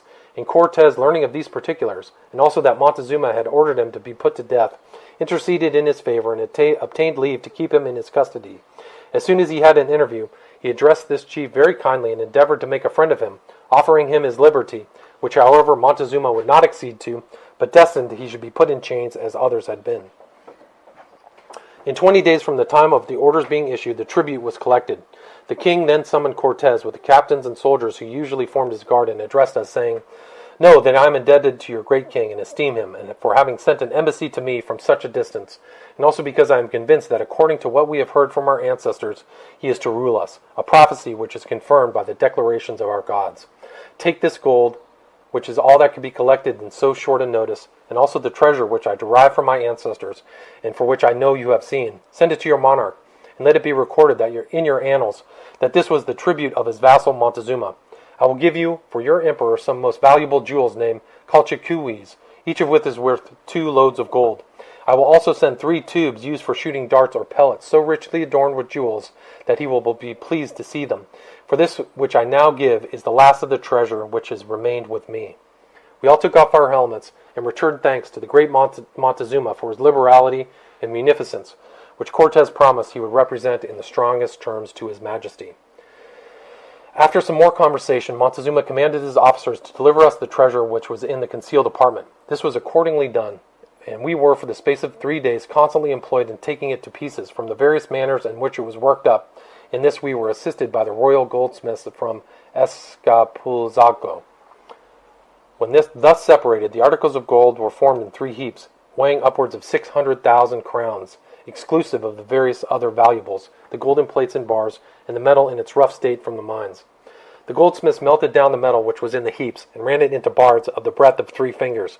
When this was done, another present was received from Montezuma, so rich it was worthy of admiration, exclusive of the jewels called calchiquiles, the ornamented tubes covered with jewels, and the pearls, and beautiful embroideries of pearls and feathers, and the panaches, or plumage, a recital whereof would be endless.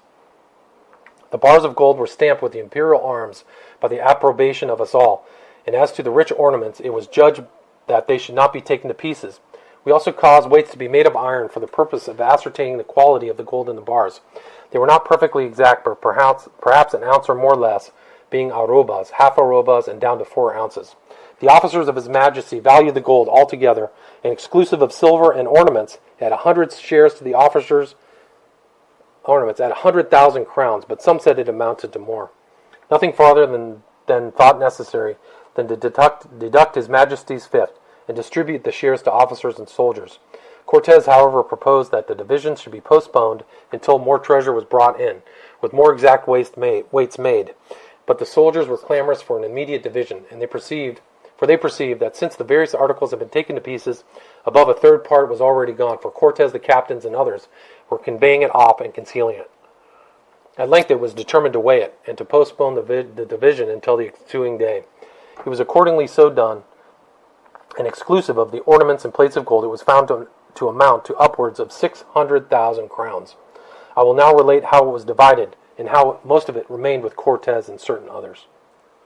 In the partition of the treasure, Cortez first laid aside His Majesty's fifth, secondly for himself another fifth, thirdly a portion of the gold to reimburse the expenses in the island of Cuba, and also for the naval expenditure incurred by Velazquez in the destruction of the ships, fourthly for the expenses of our agents in Spain, fifthly for our soldiers in Villarica, sixthly for the loss of killed horses, seventhly for the Reverend Father and the captains, eighthly double shares for the cavalry, musketeers, and crossbowmen. Thus by the time all these drafts were made, what remained for each shoulder was hardly worth stooping for. Many refused to take their shares, and the whole nearly remained with Cortez. We were obliged to be silent, for to whom could we appeal for justice?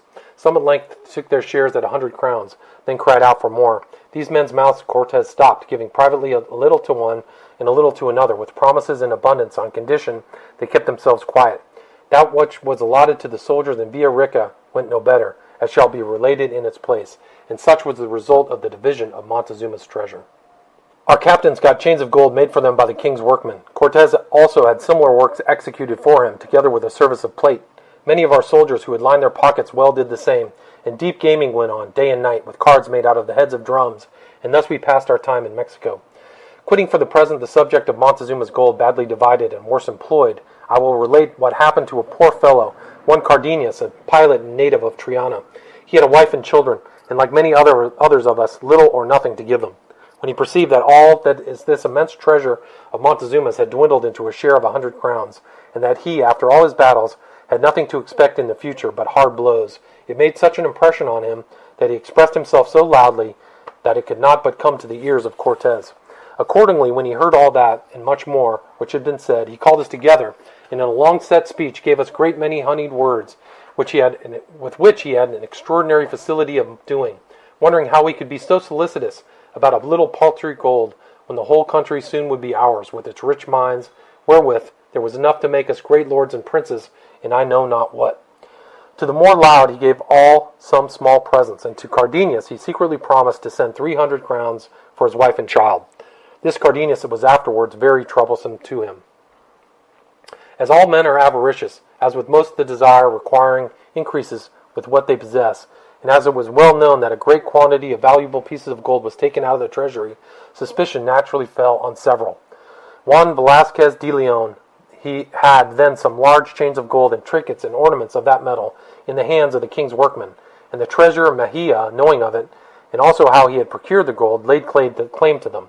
But De Leon resisted, saying it had already been given to him by Cortez, before it was ran into bars, to which the treasurer replied that Cortez had concealed enough and taken enough from his soldiers already, without giving him so great a quantity. The quarrel rose so high between them, both being valiant men, that they drew their swords, and before they could be parted, each had received 2 wounds. Cortez, on hearing it, ordered them to be put to arrest, and in chains. This he did to keep up appearances, having privately spoken to De Leon, who was his particular friend, and desired him to submit quietly, and the other he released in consideration of his office as treasurer. Velazquez was a strong man, and used to walk much backwards and forwards in the apartment where he was confined. Montezuma, hearing the rattling of his chains, inquired who it was, and being told, he interceded with Cortez for him on the first opportunity. Cortez, laughing, replied that Velazquez was a mad fellow, and if he did not keep him confined, he would go up and down the country robbing the Majesty's subjects of their gold. The good king said, if it was only on that account that he was detained, he would supply his wants, and begged that he might be released. Cortez affected to make a favor of it, but at length agreed, declaring that he would banish him from his headquarters. Accordingly, he went as far as Cholula, but in 6 days returned, richer by the king's gold than he went. After this, Cortez and Mejia were never great friends. The king at this time made a proposal of marriage to Cortez, offering him one of the princesses, his daughters. This offer Cortez received as it merited, and suggested the propriety of her being previously initiated into the mysteries of our holy religion by being baptized, to which the king, who was on all occasions compliant, immediately assented. He, however, continued as attached as ever to his worship and sacrifices, which put Cortez and his captains to a dilemma, but it thought most consistent with their duties as Christians to incur the danger of insurrection and destroy the idols of the Mexicans in order to plant the true cross in their place. Or if that was found impossible, we resolved to content ourselves for the present with making a chapel for the Christian worship in the temple. 7 officers and soldiers attended Cortez when he waited on Montezuma to signify to him our resolution. When it was made known to him, and he saw the violence with which the measure was determined to be carried into effect, He earnestly begged permission to consult his priests, and Cortez, appearing touched with his situation, made signs to the officers and soldiers to retire, and leave the king with him and the reverend father.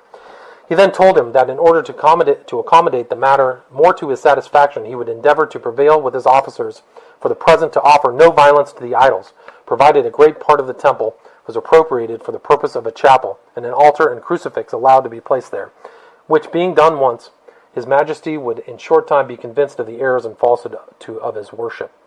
To this Montezuma, with much agitation and the appearance of deep sorrow, heavily consented, and in consequence, an altar and crucifix being erected, Mass was solemnly said, and a person was appointed to take care of the chapel.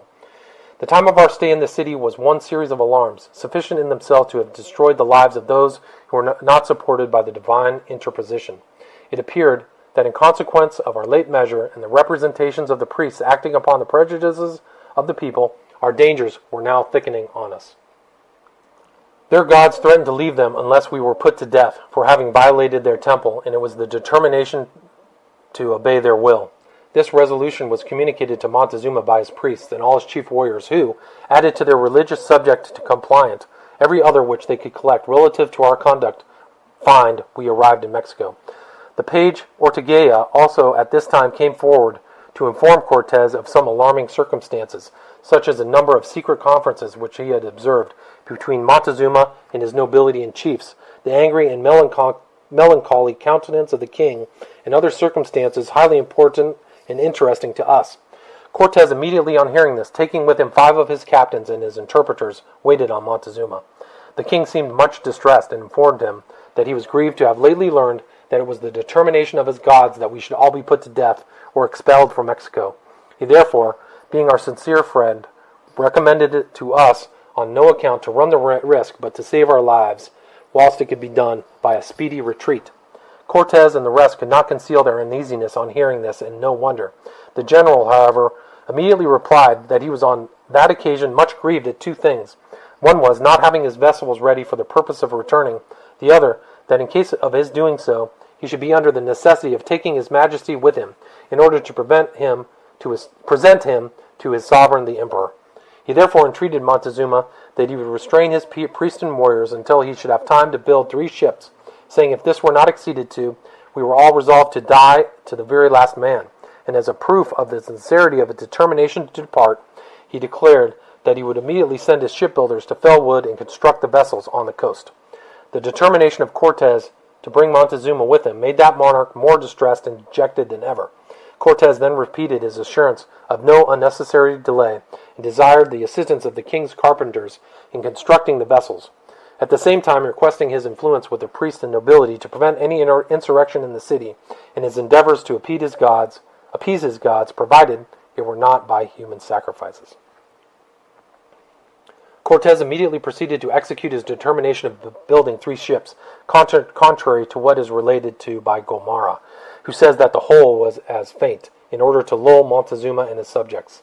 But on the contrary, Martin Lopez, the principal carpenter who is now living, has assured me that he really did, and in good earnest, set about the work, and that the vessels were actually on the stocks. During this time we remained very pensive and sad in the city of Mexico from the precariousness of our situation, expecting every moment to be attacked. Our apprehensions were increased by the informations obtained by Donna Marina, and the terror and tears of the page, who, understanding the language, obtained hints which escaped our knowledge. We kept, however, good and constant watch on Montezuma, and guard on our quarters, never sleeping out of our armor, and our horses were constantly bridled and saddled all night. Without meaning to boast, I say of myself that my armor was to me as easy as the softest down, and such is my custom, that when I now go to the rounds of my district, I never take a bed with me unless I happen indeed to be attended by strange cavaliers, in which case I do it only in order to avoid the appearance of poverty or penuriousness, but by my faith, even when I have one, I always throw myself on it in my clothes. Such it is to be a true soldier. Another peculiarity I have is, I cannot sleep through the night, but always awaken and get up in order to contemplate the heavens and the stars, and thus amuse myself, walking backwards and forwards, as I used to do when on guard, for a good space of time, without hat or cap. And glory be to God, I never yet caught cold, nor was a jot the worse for it. And this the reader must pardon me for mentioning, if it not being from vanity, but that I wish to know what kind of men we, the true-bred soldiers, and real conquerors of Mexico were. Okay, that was the end of part 3. Look forward next week to part 4, which will contain the flight of Cortez and his soldiers from the city of Mexico and the eventual return of the conquistadors with their Indian allies to destroy the main city of the Mexicans.